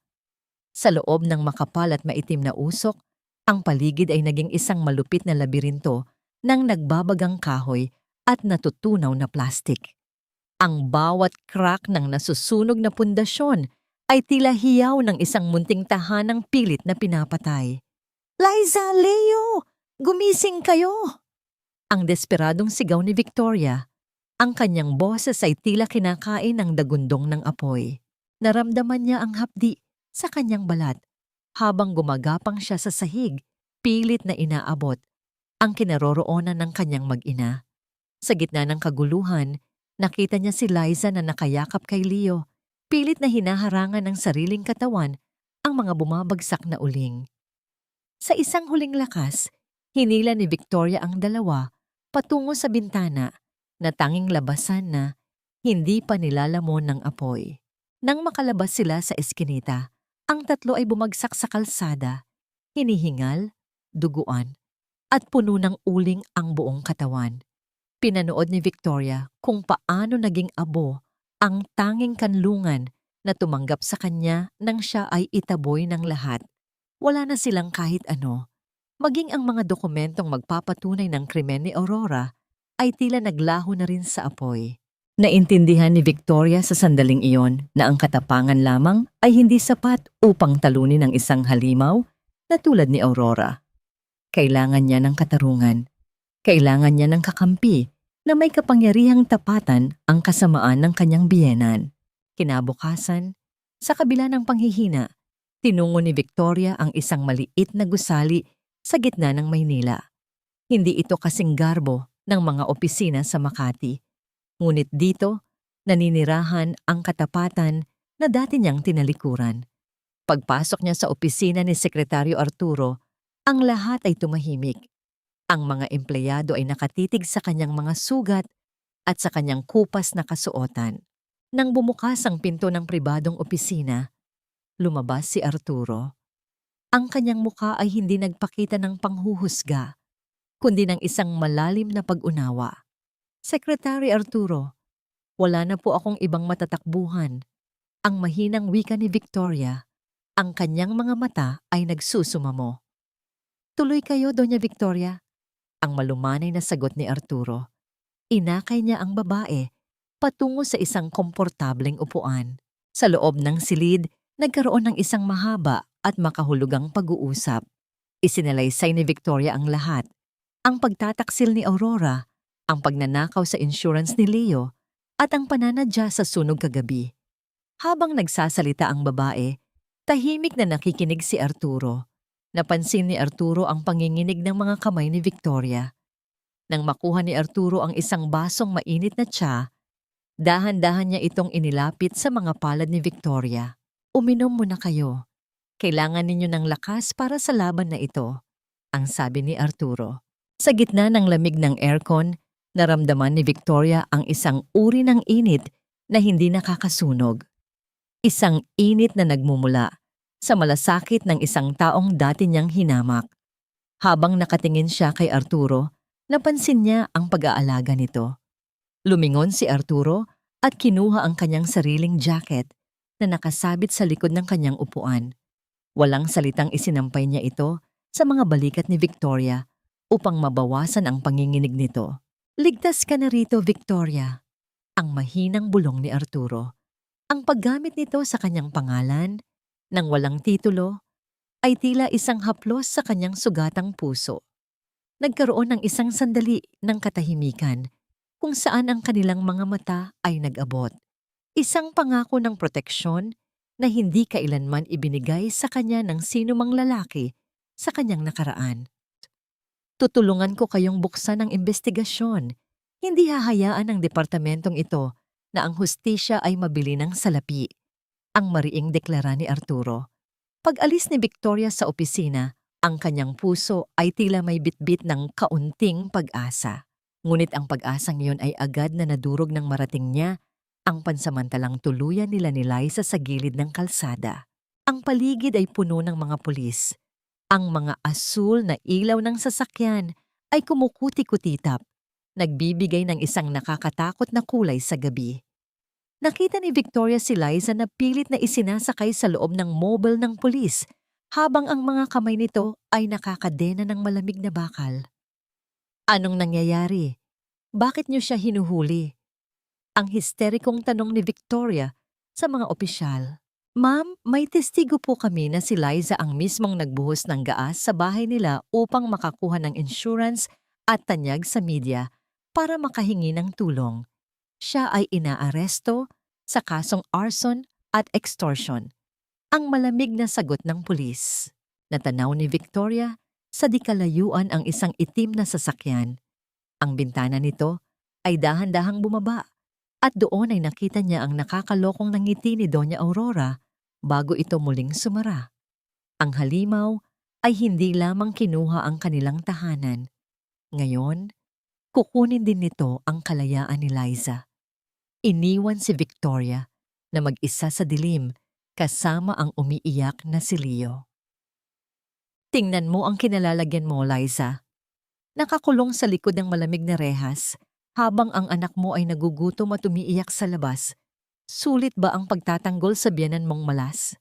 Ang boses ni Doña Aurora ay umalingaw-ngaw sa loob ng madilim at masikip na silid ng presinto. Nakatayo ang matanda sa harap ng rehas. Ang kanyang suot na mamahaling lino ay tila isang malaking insulto sa madungis at sugatang anyo ni Liza. Sa loob ng silid, ang amoy ng lumang papel, pawis at bakal ay tila lalong nagpabigat sa bawat salitang binibitawan ng matanda. Sa labas ng pinto, nakatayo si Victoria, nakakubli sa anino. Ang kanyang puso ay tila pinipiga habang pinakikinggan ang bawat lason na inilalabas ng kanyang biyenan. Gusto niyang sumugod, gusto niyang itakwil ang matanda. Ngunit ang bawat galaw niya ay pinipigilan ng katotohanang siya ang dahilan kung bakit nasa likod ng rehas ang kanyang kondaw. Hindi po ako nagtatanggol sa malas, madam. Ang mahinang tugon ni Liza. Ang boses ay tuyot ngunit may dalang hindi natitinag na dangal. Nagtatanggol po ako sa pamilya. Isang bagay na mukhang hindi nyo kailanman naintindihan. Isang mapang-uyam na tawa ang kumawala sa mga labi ni Aurora. Pamilya. Ang pamilya ay para sa mga taong may pangalan. Para sa mga tulad mo, ang tanging mahalaga ay ang mabuhay. Kaya narito ako upang bigyan ka ng pagkakataon. Iwanan mo si Victoria. Sabihin mo sa pulis na siya ang nag-utos sa'yo na silaban ang bahay niyo. Kapalit niyon, ibabagsak ko ang lahat ng kaso laban sa'yo. Bibigyan kita ng sapat na pera para makapagsimula kayo ni Leo sa malayo. Isipin mo ang anak mo, Liza. Huwag kang magpakamartir para sa isang babaeng itinapon na ng sarili niyang mundo. Naririnig ni Victoria ang sarili niyang mabilis na paghinga. Ang takot na baka bumigay si Liza ay humahalo sa sakit ng katotohanang mas mapapabuti nga ang buhay ng kanyang mag-ina kung wala siya. Sino nga ba naman siya ngayon kundi isang pabigat? Isang sauchom na nagdadala ng kamalasan sa lahat ng mahalin niya? Ngunit sa loob ng selda, dahan-dahang tumayo si Liza. Nilapitan niya ang rehas hanggang sa magkaharap na sila ni Aurora. Mas pipiliin ko pang mabulok dito at maghirap kasama si Doña Victoria kaysa maging isang demonyong tulad nyo. Ang mariing wika ni Liza, ang bawat salita ay tila isang matalim na sibat. Ang pera nyo ay amoy dugo at uling. Hindi ko kailangan ng tulong ng taong pumatay sa sariling kaligayahan ng kanyang anak at apo. Sa gitna ng katahimikan, narinig ang malakas na tunog ng palad ni Aurora na tumama sa pisngi ni Liza. Ang ulo ni Liza ay naitulak sa gilid at isang bahid ng dugo ang lumitaw sa gilid ng kanyang labi. Hindi gumalaw si Victoria. Ang kanyang mga kuko ay bumaon sa kanyang sariling palad upang pigilan ang kanyang pagsigaw. Ganyan ka pala katigas ang nanggagalaiting bulong ni Aurora. Sige, kung ayaw mong makuha ang pera, kukunin ko ang lahat sa'yo. Sinisiguro ko sa'yo, bago matapos ang linggong ito, ang anak mong si Leo ay mapupunta sa isang ampunan kung saan hinding-hindi nyo na siya muling makikita. At ikaw, Liza, sisiguraduhin kong habang buhay kang mabubulok sa kulungan na ito. Naglakad palabas si Aurora nang may matitigas na hakbang. Ang tunog ng kanyang baston sa sahig ay tila isang martilyo na nagpapatibay sa hatol ng kamatayan. Nang makalayo na ang matanda, dahan-dahang lumitaw si Victoria sa harap ng selda ni Liza. Ang dalawang babae ay nagkatinginan sa gitna ng malamig na bakal ng rehas. Walang kailangan pang sabihin. Dahan-dahang itinaas ni Victoria ang kanyang kamay at idinikit ito sa malamig na bakal. Mula sa loob, idinikit din ni Liza ang kanyang palad sa tapat ng kamay ni Victoria. Ang init ng kanilang balat na nag-abot sa gitna ng rehas ay tila isang tahimik na panata. Isang panata na hindi sila susuko kahit ang buong mundo ay nakatalikod sa kanila. Magiging maayos din ang lahat, Liza. Pangako. Ang bulong ni Victoria, bagamat sa loob niya ay hindi niya alam kung paano niya tutuparin iyon. Habang naglalakad si Victoria palabas ng presinto upang hanapin si Leo, hinarang siya ng isang lalaking nakasuot ng mamahaling barong, ang abogado ng pamilya Whitmore, ang taong dati niyang pinagkakatiwalaan. Doña Victoria, ang malamig na bati nito. Pinapunta ako rito ni Madam Aurora upang ibigay sa inyo ang dokumentong ito. Inabot ng abogado ang isang asul na folder. Nang buksan ito ni Victoria, ang kanyang paningin ay nagdilim.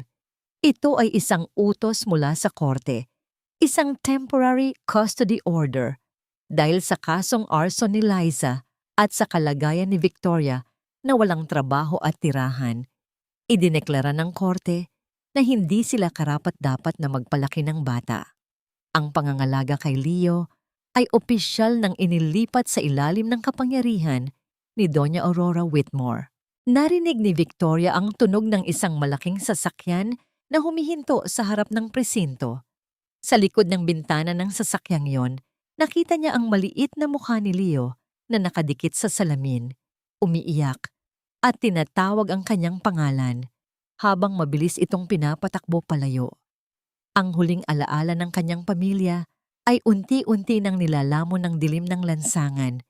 Iniwan si Victoria na mag-isa, walang lakas, at may hawak na papel na sumasagisag sa kanyang tuluyang pagkatalo. Ang bawat dampi ng kanyang mga daliri sa malamig at itim na abo ay tila paghawak sa mga bangkay ng kanyang nakaraan. Sa gitna ng guho ng sinunog na barong-barong, si Victoria ay tila isang aninong naliligaw sa sarili niyang impyerno. Ang amoy ng sunog na kahoy at natunaw na plastik ay nananatili sa hangin, humahalo sa alat ng kanyang mga luhang, hindi na maubos-ubos. Wala siyang pakialam sa duming kumakapit sa kanyang balat o sa talim ng mga pako na maaaring bumaon sa kanyang mga tuhod habang siya ay naghuhukay sa ilalim ng init ng araw. Nasaan na iyon? Hindi pwedeng nawala na ang lahat. Ang mahinang bulong ni Victoria, ang kanyang boses ay tuyot at puno ng desperasyon. Sa gitna ng kanyang paghahanap, isang alaala ang biglang dumaan sa kanyang isipan. Isang 35 taon na ang nakalilipas. Naalala niya ang kanyang anak na si Gabriel ilang buwan bago ito pumanaw. Si Gabriel ay isang lalaking maingat, laging handa, at may malalim na hinala sa mga kilos ng kanyang sariling ina na si Aurora. Naalala ni Victoria ang isang gabi kung saan nakita niya si Gabriel na may itinatago sa loob ng isang lumang hopnehack na yari sa bakal. ang tanging laruan na hindi itinapon ni Liza kahit noong pinalayas sila. Lola, huwag mong itatapon ang kahon na ito. Dito nakatago ang kaligtasan ni Leo. Tila naririnig pa niya ang boses ni Gabriel na bumubulong sa hangin. Dala ng instinct ng isang ina, mabilis na tinungo ni Victoria ang sulok kung saan dati ay nakalagay ang maliit na altar ni Liza. Naghukay siya ng mas malalim, binaliwala ang hapdi ng mga uling na bumabaon sa kanyang mga kuko, hanggang sa maramdaman ng kanyang palad ang isang matigas at malamig na bagay. Dahan-dahan niyang inilabas ang isang maliit na kahon. Ito ay itim na itim dahil sa sunog, ngunit dahil yari ito sa bakal, nanatiling buo ang pundasyon nito. Nanginginig ang kanyang mga kamay habang pilit niyang binubuksan ang kalawangin na trangka. Sa loob, nakabalot sa isang piraso ng telang hindi tinablan ng apoy ay isang maliit na USB drive at isang sulat na may pamilyar na sulat kamay. Ito na ang ebidensyang kailangan niya. Ang lahat ng lihim na transaksyon, ang mga pekeng pirma ni Aurora, at ang tunay na testamento ni Gabriel para kay Leo ay narito sa kanyang palad. Nararamdaman ni Victoria ang mabilis na tibok ng kanyang puso. Ito na ang susi upang mabuksan ang pinto ng kulungan ni Liza at maibalik sa kanila si Leo. Ngunit ang katahimikan ng paligid ay biglang binuwag ng tunog ng mabibigat na yabag ng sapatos sa ibabaw ng mga basag na yero. Nandito ka lang pala, Doña Victoria. Napakahilig mo talagang maglaro sa dumi, no? Nilingon ni Victoria ang pinagmulan ng boses. Si Gardo yon, ang tauhan ni Aurora. Kasama ang dalawa pang lalaking may matitigas na anyo. Nakatayo sila sa tapat ng nag-iisang labasan. Ang kanilang mga anino ay mahaba at nakakatakot sa ibabaw ng mga abo. Ibigay mo sa akin ang kahon na yan, madam. Ang mariing utos ni Gardo habang dahan-dahang lumalapit. Huwag mo nang pahirapan ang sarili mo. Alam mong walang mararating ang katigasan ng ulo mo. Hinding-hindi ko ibibigay ito sa inyo. Sigaw ni Victoria. Mahigpit niyang niyakap ang kahon sa kanyang dibdib. Ito ang katarungan para sa anak ko.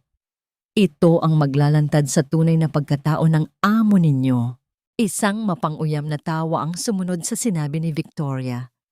Sa isang iglap, sinunggaban ni Gardo ang balikat ni Victoria at pilit na hinila ang kahon mula sa kanyang mga kamay.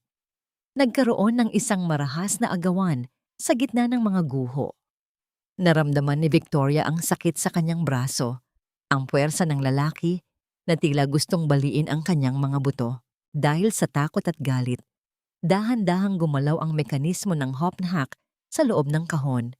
Isang mahina at putol-putol na himig ng isang lulubi ang nagsimulang tumunog sa gitna ng karahasan. Isang tunog na tila hiyaw ng isang namatay na pangarap. Bitiwan mo ako. Tulong! Ang sigaw ni Victoria, ngunit ang kanyang tinig ay tila nilalamon lamang ng katahimikan ng paligid. Sa gitna ng pakikipagbuno, isang matalim na tunog ang biglang pumunit sa hangin. Isang putok ng baril ang umalingaw-ngaw, dahilan upang ang mga ibon sa paligid ay mabilis na magliparan patungo sa langit. Ang amoy ng pulbura ay mabilis na humalo sa amoy ng uling. Nakita na lamang ni Victoria ang paglipad ng USB drive mula sa kanyang kamay. Bumagsak ito sa isang madilim at malalim na hukay sa ilalim ng mga nagbabagang uling na hindi pa tuluyang namamatay. Naramdaman niya ang isang matinding hapdi sa kanyang braso bago siya tuluyang nawalan ng balanse at bumagsak sa lupa. Nakatayo si Gardo sa kanyang harapan. May hawak na baril na umuusok pa ang dulo, habang ang kanyang mga mata ay nakatitig sa direksyon kung saan nahulog ang kanilang kaisa-isang pag-asa. Ops! Mukhang huli na ang lahat, Doña Victoria, ang malamig na bulong ni Gardo. Ang matalim na tunog ng putok ng baril ay tila nag-iwan ng isang nakakabinging ugong sa pandinig ni Victoria. Nanatili siyang nakapikit, naghihintay sa lamig ng kamatayan na tatapos sa kanyang pagdurusa. Ngunit sa halip na sakit, ang naramdaman niya ay ang biglang pagluwag ng pagkakasakal ni Gardo sa kanyang balikat. Ibagsak mo ang armas. Pulis ito. Hindi ang bala ni Gardo ang tumapos sa katahimikan, kundi ang pagdating ng hustisya. Ang putok na narinig ni Victoria ay isang babala mula sa mga pulis na kasama ni Arturo. Nakita ni Victoria si Gardo na mabilis na binitawan ang kanyang baril at itinaas ang mga kamay habang pinalilibutan ng mga awtoridad. Sa kabila ng panghihina, hindi inisip ni Victoria ang kanyang sariling sugat sa braso. Gumapang siya patungo sa hukay kung saan nahulog ang USB drive. Ang init ng mga uling ay humahapdi sa kanyang balat. Ngunit mas matindi ang takot na baka tuluyan ng matupok ang huli nilang pag-asa. Sa tulong ng isang mahabang kahoy, pilit niyang kinuha ang maliit na bagay mula sa ilalim ng mga abo. Nang maramdaman niya ang malamig na metal sa kanyang palad, mabilis siyang napayakap dito. Doon lamang siya tuluyang bumigay. Ang kanyang katawan ay nanginginig, ang kanyang hininga ay putol-putol, habang ang mga luha ay mabilis na dumadaloy sa kanyang mukhang puno ng uling. Isang pares ng malalakas na braso ang dahan-dahang bumuhat sa kanya mula sa lupa.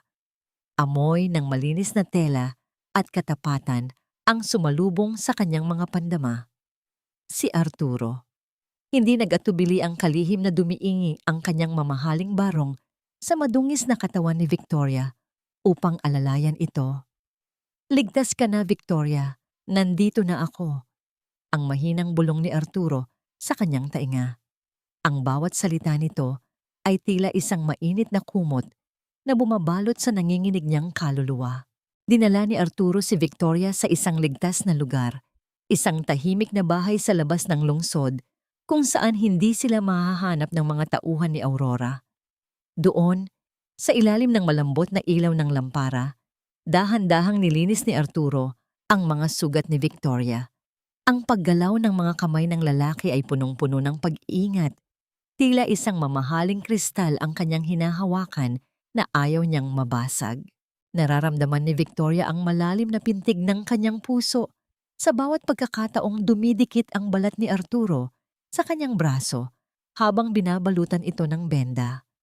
Ang katahimikan sa loob ng silid ay hindi na nakakatakot.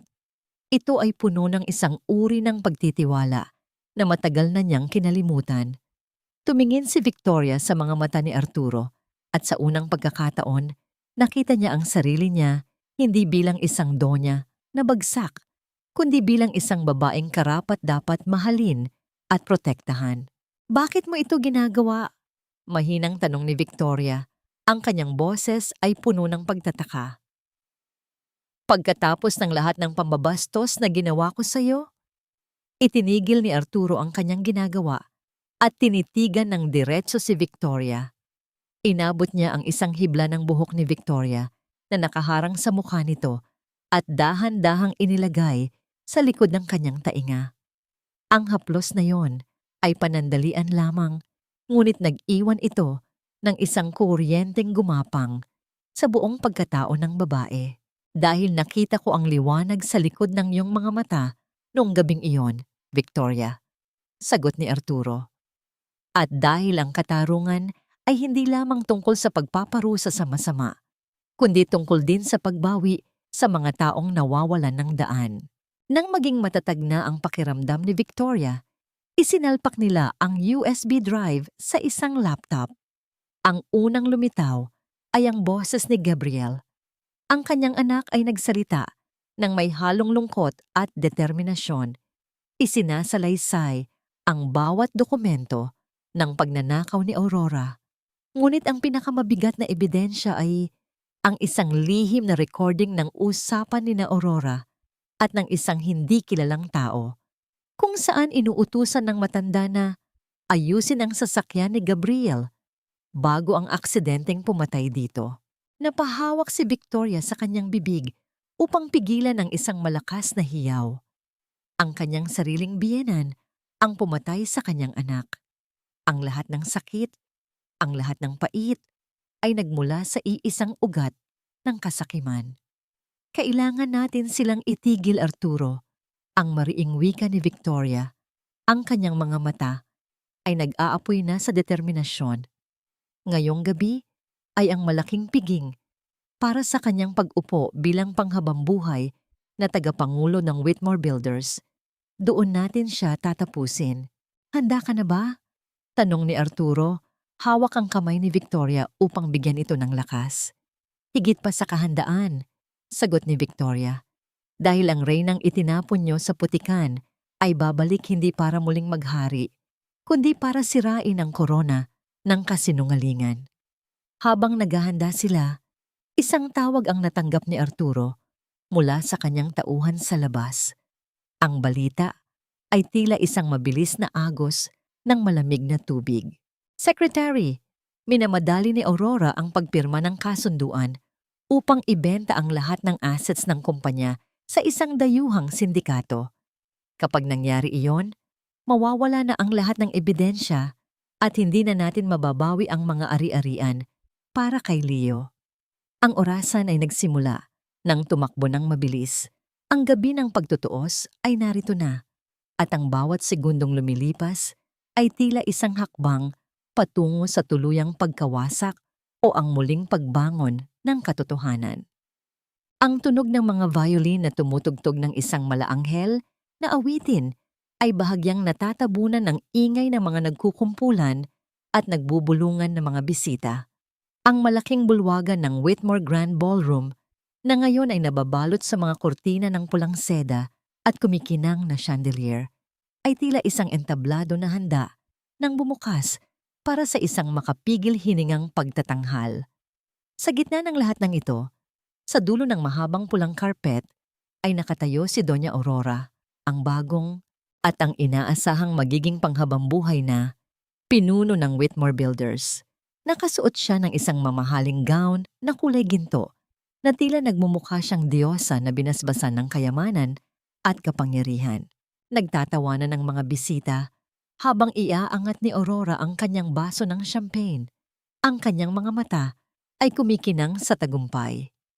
Minamahal kong mga kaibigan, mga kasosyo, at mga kapwa ko mangangarap. Ang simula ng kanyang talumpati, ang kanyang boses ay malakas at puno ng papuri sa sarili. Ngayong gabi, hindi lamang natin ipinagdiriwang ang aking bagong posisyon bilang panghabambuhay na pinuno ng Whitmore Builders. Ipinagdiriwang din natin ang simula ng isang bagong kabanata, isang kabanatang puno ng katatagan, kaunlaran, at ang pagwawakas ng lahat ng mga kasinungalingan at katiwalian na bumabalot sa pangalan ng ating kumpanya. Ang mga palakpak ay umalingaw-ngaw sa buong bulwagan, ngunit ang mga salitang iyon ay tila mga punyal na tumatagos sa puso ni Victoria na nakatayo sa likod ng malaking kurtina sa dulong bahagi ng bulwagan. Kasama niya si Arturo at si Liza, na ngayon ay may hawak ng isang maliit na bagahe na naglalaman ng mga gamit na kanilang na-save mula sa apoy. At si Leo, na nakayakap ng mahigpit sa kanyang ina, ang mga mata ay punong-puno ng pagtataka sa pagdiriwang na hindi niya lubos maunawaan. Handa na po ba kayo, Doña Victoria? Mahinang tanong ni Arturo. Ang kanyang mga mata ay puno ng pag-aalala at paghanga sa tapang ng babaeng nasa kanyang tabi.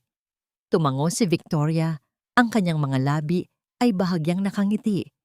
Ngunit ang kanyang mga mata ay nagliliyab sa determinasyon.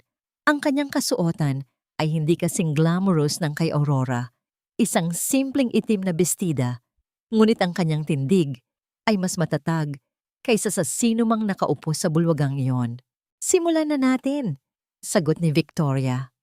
Sa tamang sandali, nang inaasahang pipirmahan na ni Aurora ang kasunduan para sa pagbebenta ng mga assets ng kumpanya sa dayuhang sindikato, ang mga ilaw sa buong bulwagan ay biglang namatay.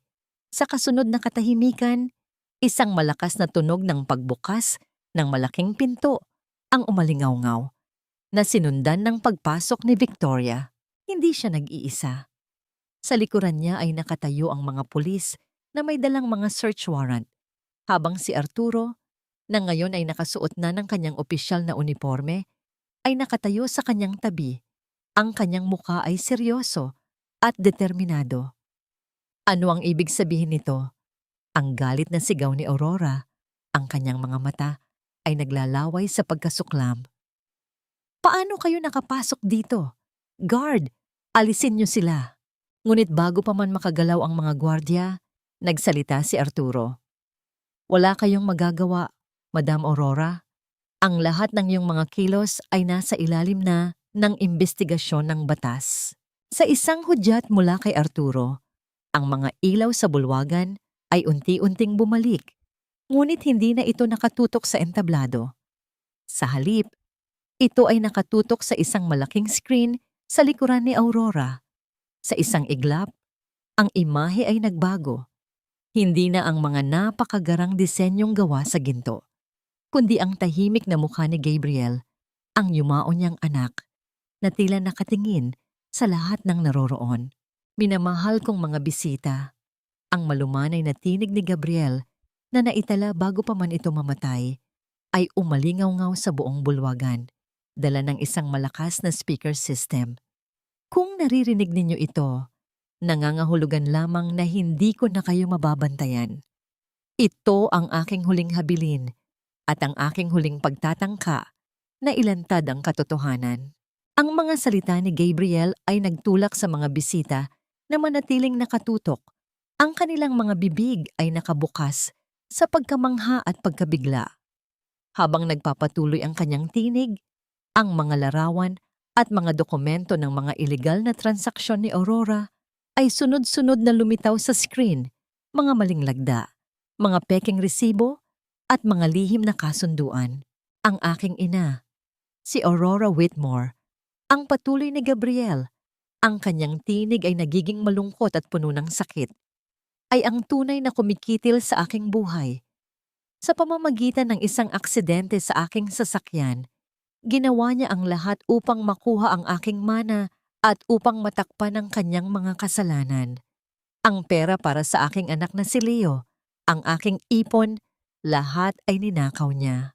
Ang bulwagan ay nalubog sa isang malalim at nakabibinging katahimikan.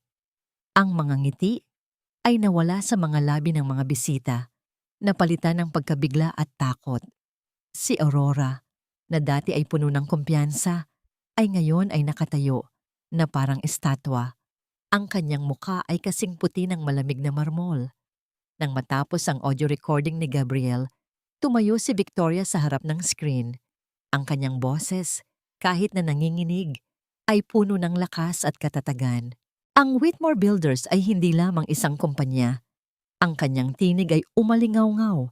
Ito ay isang pamilya, at ang bawat pamilya ay dapat na itinayo sa ibabaw ng katotohanan at katarungan, hindi sa mga kasinungalingan at dugo ng mga inosente. Naglakad si Victoria patungo kay Aurora. Ang kanyang mga mata ay nakatuon sa matanda. Walang bahid ng takot. Sa bawat hakbang niya, tila nagbabago ang hangin sa loob ng bulwagan, mula sa kapal ng kasakiman patungo sa linis ng katarungan. Ang lahat ng iyong kasinungalingan ay nagtapos na, Aurora. Wika ni Victoria, ang kanyang tinig ay puno ng pagkamuhi at kalungkutan. Ito na ang pagtatapos ng iyong kaharian. Sa kanyang utos, lumapit ang mga pulis kay Aurora. Ang tunog ng pagkalansing ng mga posas ay umalingaw-ngaw sa bulwagan. Isang tunog na tila sumasalamin sa pagbagsak ng isang imperyo na itinayo sa kasinungalingan. Sa mga mata ni Aurora, wala nang nakita si Victoria kundi ang pagkabigo at ang takot ng isang taong nawalan ng lahat. Ang lamig ng silid tanggapan sa loob ng presinto ay tila tumatagos sa buto, isang uri ng ginaw na hindi kayang pawiin ng anumang makapal na tela. Sa kabila ng makapal na salamin, nakaupo si Doña Aurora. Ang kanyang gintong gown ay gusot na. Ang kanyang maayos na buhok ay nakalugay na parang mga tuyong damo. At ang kanyang mukha ay wala ng bahid ng kulay, kundi ang pamumutla ng isang taong huli na sa kanyang sariling bitag. Nang pumasok si Victoria, hindi siya nagmadali. Ang bawat hakbang niya sa sementadong sahig ay may dalang tunog ng katatagan. Isang uri ng martsa ng isang taong malaya na sa wakas. Umupo siya sa harap ng matanda. Ang kanilang mga mata ay nag-abot. Ang isa ay puno ng puot at ang isa ay puno ng isang malalim at nakabibinging katahimikan. Victoria? Anak, ang basag na tinig ni Aurora, pilit na hinahawakan ng salamin na tila ba maaari pa niyang maabot ang awa ng kanyang manugang. Nagkamali ako. Nadala lang ako ng silakbo ng damdamin para sa kumpanya. Pamilya tayo, Victoria. Huwag mo akong hayaang mabulok dito. Isipin mo ang sasabihin ng mga tao. Isipin mo ang dangal ng mga Whitmore. Isang mapait na ngiti ang sumilay sa mga labi ni Victoria. Nakita niya ang bawat galaw ni Aurora, ang panginginig ng mga kamay nito, ang pamumuo ng mga luhang alam niyang gawa-gawa lamang para sa simpatsya. Ito ang huling hirit ng isang master gaslighter. Ang tunay na pamilya ay nagbibigay ng buhay, Aurora. Hindi kumikitil nito. Ang malamig na tugon ni Victoria, ang bawat salita ay tila isang hatol na hindi na mababago. Isinantabi mo ang buhay ng sarili mong anak para sa mga piraso ng papel na tinatawag mong kayamanan. Ninakawan mo ang isang batang walang muwang ng kanyang ama at ng kanyang kinabukasan. At ngayon, gagamitin mo ang salitang pamilya para iligtas ang sarili mo? Maawa ka, Victoria. Sino ang mag-aalaga sa akin dito? Matanda na ako. Ang pahiyaw na pagmamakaawa ni Aurora, ang kanyang baston ay nahulog sa sahig. Lumikha ng isang tuyot na tunog na tila hudyat ng kanyang huling pagbagsak. May mga nurse at bantay rito na babantay sa'yo, Aurora. Mas mabuti pa ang trato nila sa'yo kaysa sa trato mo sa amin ni Liza. Tumayo si Victoria. Inayos ang kanyang simpleng itim na bestida. Ang katarungan ay walang pinipiling edad. Ang bawat luhang pumatak mula sa mga mata ni Liza at ang bawat sugat sa aking mga kamay ay may kabayaran. At ang kabayaran ay ang katotohanang hinding-hindi mo na kami muling mahahawakan. Paglabas ni Victoria sa silid, sinalubong siya ng isang grupo ng mga lalaking nakasuot ng mamahaling barong at terno. Ang mga miyembro ng Board of Directors ng Whitmore Builders. Sila ang mga taong dating tumalikod sa kanya, ang mga taong bumoto upang patalsikin siya nang siya ay nasa putikan. Ma'am Victoria, we are so sorry for what happened. Ang mabilis na wika ng isa sa mga board members, pilit na humahawak sa kanyang braso ng may pekeng kagalakan. Ang kumpanya ay nasa bingit ng panganib dahil sa mga ginawa ni Aurora. Kailangan namin ang iyong karanasan. Narito ang iyong bagong appointment paper bilang chairperson for life. Maari mo nang makuha ang lahat ng iyong mga benepisyo at ang mansyon. Tiningnan ni Victoria ang gintong plaka na inabot sa kanya. Isang simbolo ng kapangyarihan na dati ay handa niyang ikamatay. Ngunit habang nakatingin siya rito, ang nakikita niya ay hindi ang kanyang tagumpay, kundi ang mga mukha ng mga taong nagugutom sa eskinita, ang mukha ni Liza habang naglalaba sa gabi, at ang tawa ni Leo habang kumakain ng simpleng tinapay. Dahan-dahan niyang kinuha ang gintong plaka. Tiningnan niya ang kanyang mga palad. May mga bakas pa rin ng mga peklat mula sa pagkuskos ng uling at paghuhugas ng mga pinggan. Ang mga peklat na ito, ang tunay niyang medalya ng dangal. Walang pasubali. Dumaan si Victoria sa tabi ng isang basurahan sa hallway. Sa harap ng mga saksing seryoso at nagulat ang mga mukha, binitawan niya ang gintong plaka. Ang tunog ng pagbagsak ng metal sa loob ng basurahan ay tila isang malakas na proklamasyon ng kanyang kalayaan. Ang Whitmore Builders na kilala ninyo ay tapos na. Ang mariing wika ni Victoria sa mga miyembro ng board. Ang lahat ng assets na natira ay mapupunta sa isang trust fund para kay Leo at para sa rehabilitasyon ng mga komunidad na sinira ninyo. Hindi ko kailangan ng inyong trono para maging isang reyna. Naglakad siya palabas ng gusali. Hindi lumingon kahit isang beses. Sa labas, nakaparada ang makintab na sasakyan ni Arturo. Nakasandal ang kalihim sa pinto, naghihintay ng may banayad na ngiti sa kanyang mga labi. Ngunit nang makarating si Victoria sa tapat nito, huminto siya. "Salamat sa lahat, Arturo." Ang mahinang wika ni Victoria. "Halika na, ihahatid ko na kayo sa bago ninyong tahanan." Anyaya ni Arturo, bubuksan na sana ang pinto para sa kanya. "Huwag na muna," sagot ni Victoria. Ang kanyang mga mata ay nakatingin sa abalang kalsada kung saan ang mga tao ay naglalakad patungo sa kani-kanilang mga buhay. "Gusto ko munang maramdaman ng lupa sa aking mga paa. Gusto ko munang sumakay sa bus, makipagsiksikan sa mga taong nagtatrabaho ng tapat, at umuwi sa pamilya ko bilang isang simpleng tao." Naglakad si Victoria patungo sa hintayan ng bus. Ang kanyang mga hakbang ay magaan at puno ng direksyon.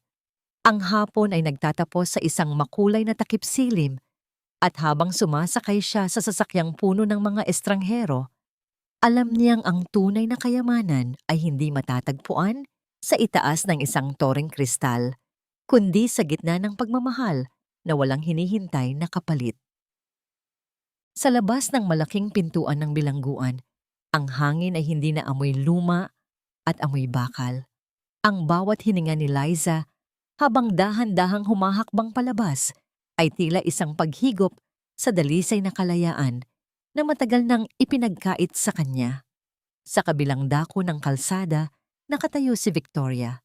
Wala siyang suot na ginto, wala siyang dalang mamahaling sasakyan, ngunit ang kanyang mga mata ay nagniningning sa isang uri ng kayamanan na hindi kailanman mabibili ng salapi. Nang magtagpo ang kanilang mga paningin, hindi na kailangan ang anumang paliwanag.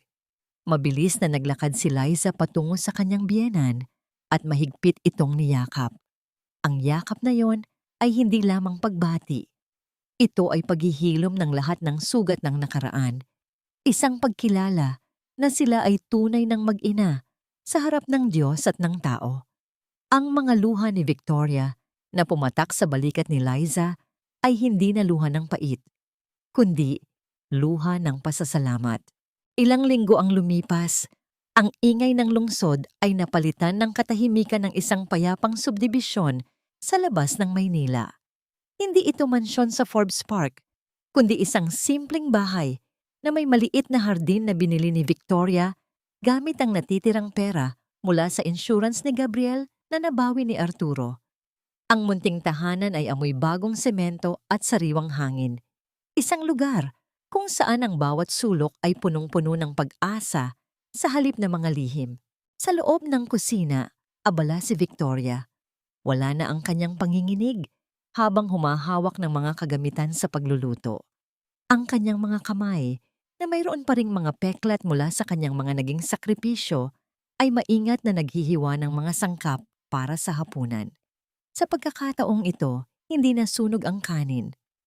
Ang bango ng nilulutong adobo ay kumalat sa buong bahay. Isang amoy na sumasagisag sa pagkakaisa ng pamilya.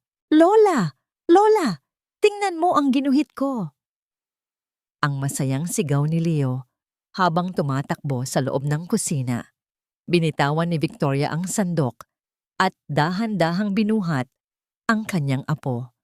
Pinanood niya ang mga iginuhit ni Leo, isang larawan ng 3 taong magkakahawak kamay sa ilalim ng isang malaking bahaghari. Isang matinding kurot sa puso ang naramdaman ni Victoria. Ngunit ito ay isang masarap na sakit. Ito ang buhay na dapat ay matagal na nilang tinatamasa kung hindi lamang siya nabulag ng kasakiman. "Napakaganda, Leo," ang malumanay na wika ni Victoria, sabay halik sa noo ng bata. "Eksakto ang kulay na ginamit mo." Dumating si Liza mula sa trabaho. May bitbit na ilang piraso ng prutas at isang simpleng bouquet ng mga bulaklak na pinitas mula sa kanilang munting hardin. Ang kanyang mukha ay maliwanag. Wala na ang dilim ng kulungan at ang takot ng kahapon. Inilapag niya ang mga gamit at tinulungan si Victoria sa pag-aayos ng lamesa. Ang bawat galaw nila ay tila isang sayaw ng pagtutulungan, isang ritmo ng buhay na puno ng kapayapaan. Nang handa na ang lahat para sa hapunan, isang sunod-sunod na katok Sa pintuang kahoy ang bumasag sa katahimikan. Ang tunog ay hindi marahas. Ito ay tila isang magalang na pagbati. Nagkatinginan sina Victoria at Liza. Dahan-dahang binuksan ni Victoria ang pinto. Sa ilalim ng liwanag ng ilaw sa labas, nakatayo ang isang lalaking pamilyar sa kanila. Hindi siya nakasuot ng kanyang opisyal na barong. Nakasuot lamang siya ng isang simpleng t-shirt at pantalon. Bit-bit ang isang basket ng mga sariwang mangga. Si Arturo, ang lalaking naging anghel sa gitna ng kanilang dilim. Mawalang galang na po. Nais ko lamang sana kayong bisitahin at tingnan kung maayos na ang inyong paglipat. Ang mahinang wika ni Arturo, ang kanyang mga mata, ay nakatuon kay Victoria nang may isang uri ng lalim na tila nagsasabing hindi lamang tungkulin ang dahilan ng kanyang pagpunta. Pasok ka, Arturo. Tamang-tama. Handa na ang hapunan. Anyaya ni Victoria. Ang kanyang boses ay may halong tamdam na kilig at kagalakan. Sa loob ng munting tahanan, ang apat ay naupo sa harap ng simpleng hapagkainan. Ang tunog ng mga kubyertos na tumatama sa pinggan ay hinaluan ng mga kwentuhan at tawanan. Wala nang reyna rito, wala nang kalihim, wala nang biktima. Naroon lamang ang apat na kaluluwang nahanap ang kanilang daan pabalik sa isa't isa. Sa gitna ng hapunan, hindi sinasadyang nag-abot ang mga kamay ni na Victoria at Arturo habang inaabot ang pitsel ng tubig. Nagkaroon ng isang sandali ng katahimikan, isang segundong tumitigil ang mundo. Hindi binawi ni Arturo ang kanyang kamay. Sa halip, dahan-dahan niyang pinisil ang mga daliri ni Victoria, isang tahimik na pangako na narito siya, hindi bilang isang tagapagligtas, kundi bilang isang kaibigang handang samahan siya sa bagong kabanata ng kanyang buhay. Ang gabi ay lumalim at ang buwan ay sumilip sa bintana ng kanilang tahanan. Habang pinagmamasdan ni Victoria ang kanyang pamilya, alam niyang ang tunay na tagumpay ay hindi ang pagbawi sa Whitmore Builders, kundi ang pagbawi sa sarili niyang puso.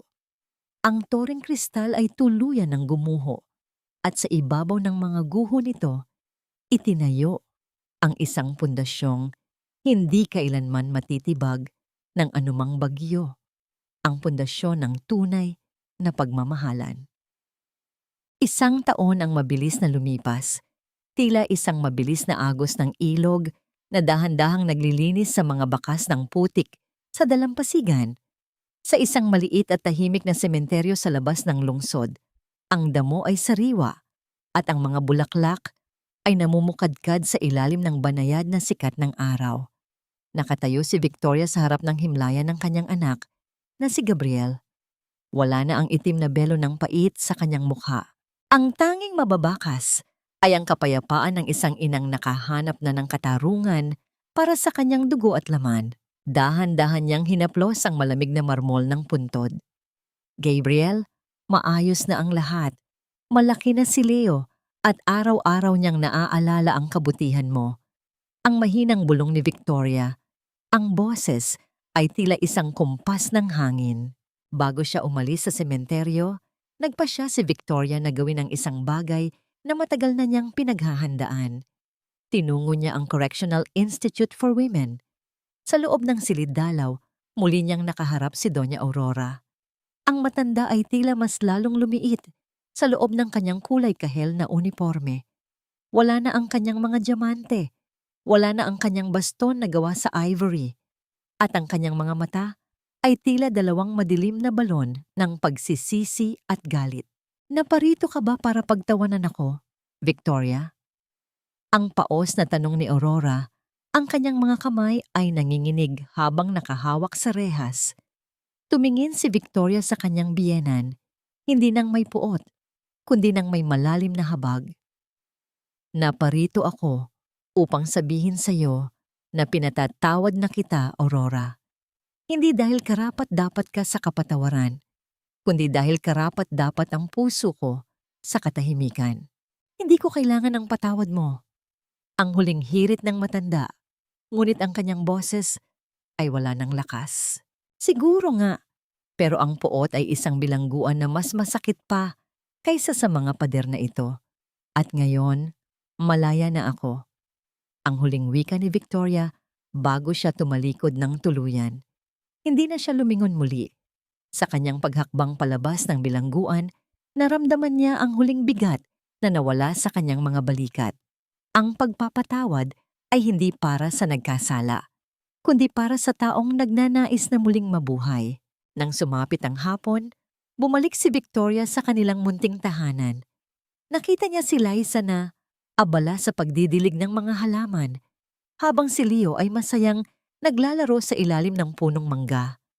Ang kanilang buhay ay simple.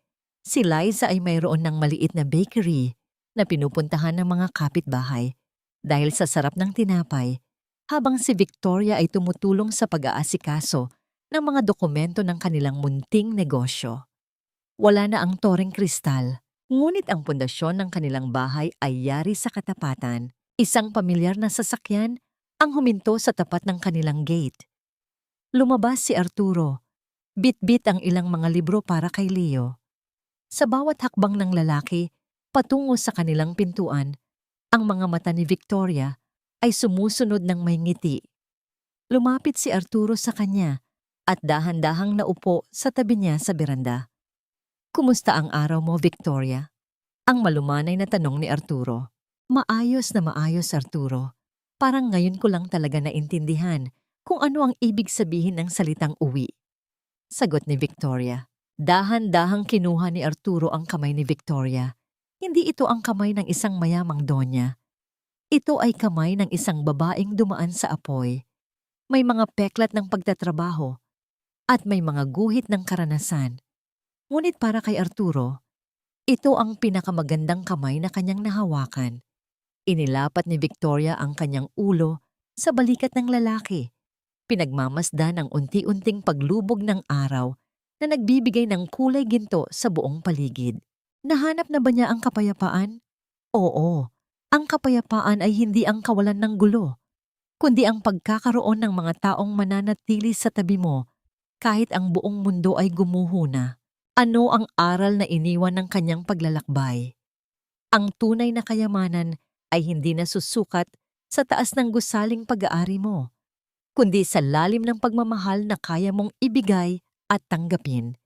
Ang pagguho ng toreng kristal ay hindi isang trahedya, kundi isang pagkakataon upang muling makatapak ang mga paa sa lupa at makita ang kagandahan ng mga simpleng bagay. Habang nagdidilim ang langit at nagsisimulang lumitaw ang mga bituin, ang munting tahanan ng mga Whitmore ay nananatiling maliwanag. Ang bawat halakhak ni Leo at ang bawat bulong ng hangin ay tila isang awit ng muling pagsilang. Ang kwento ni Victoria ay hindi nagtatapos sa isang pagbagsak, kundi sa isang marangal na pagbangon. Isang patunay na hangga't may pag-ibig, laging may pag-asa para sa isang bagong simula.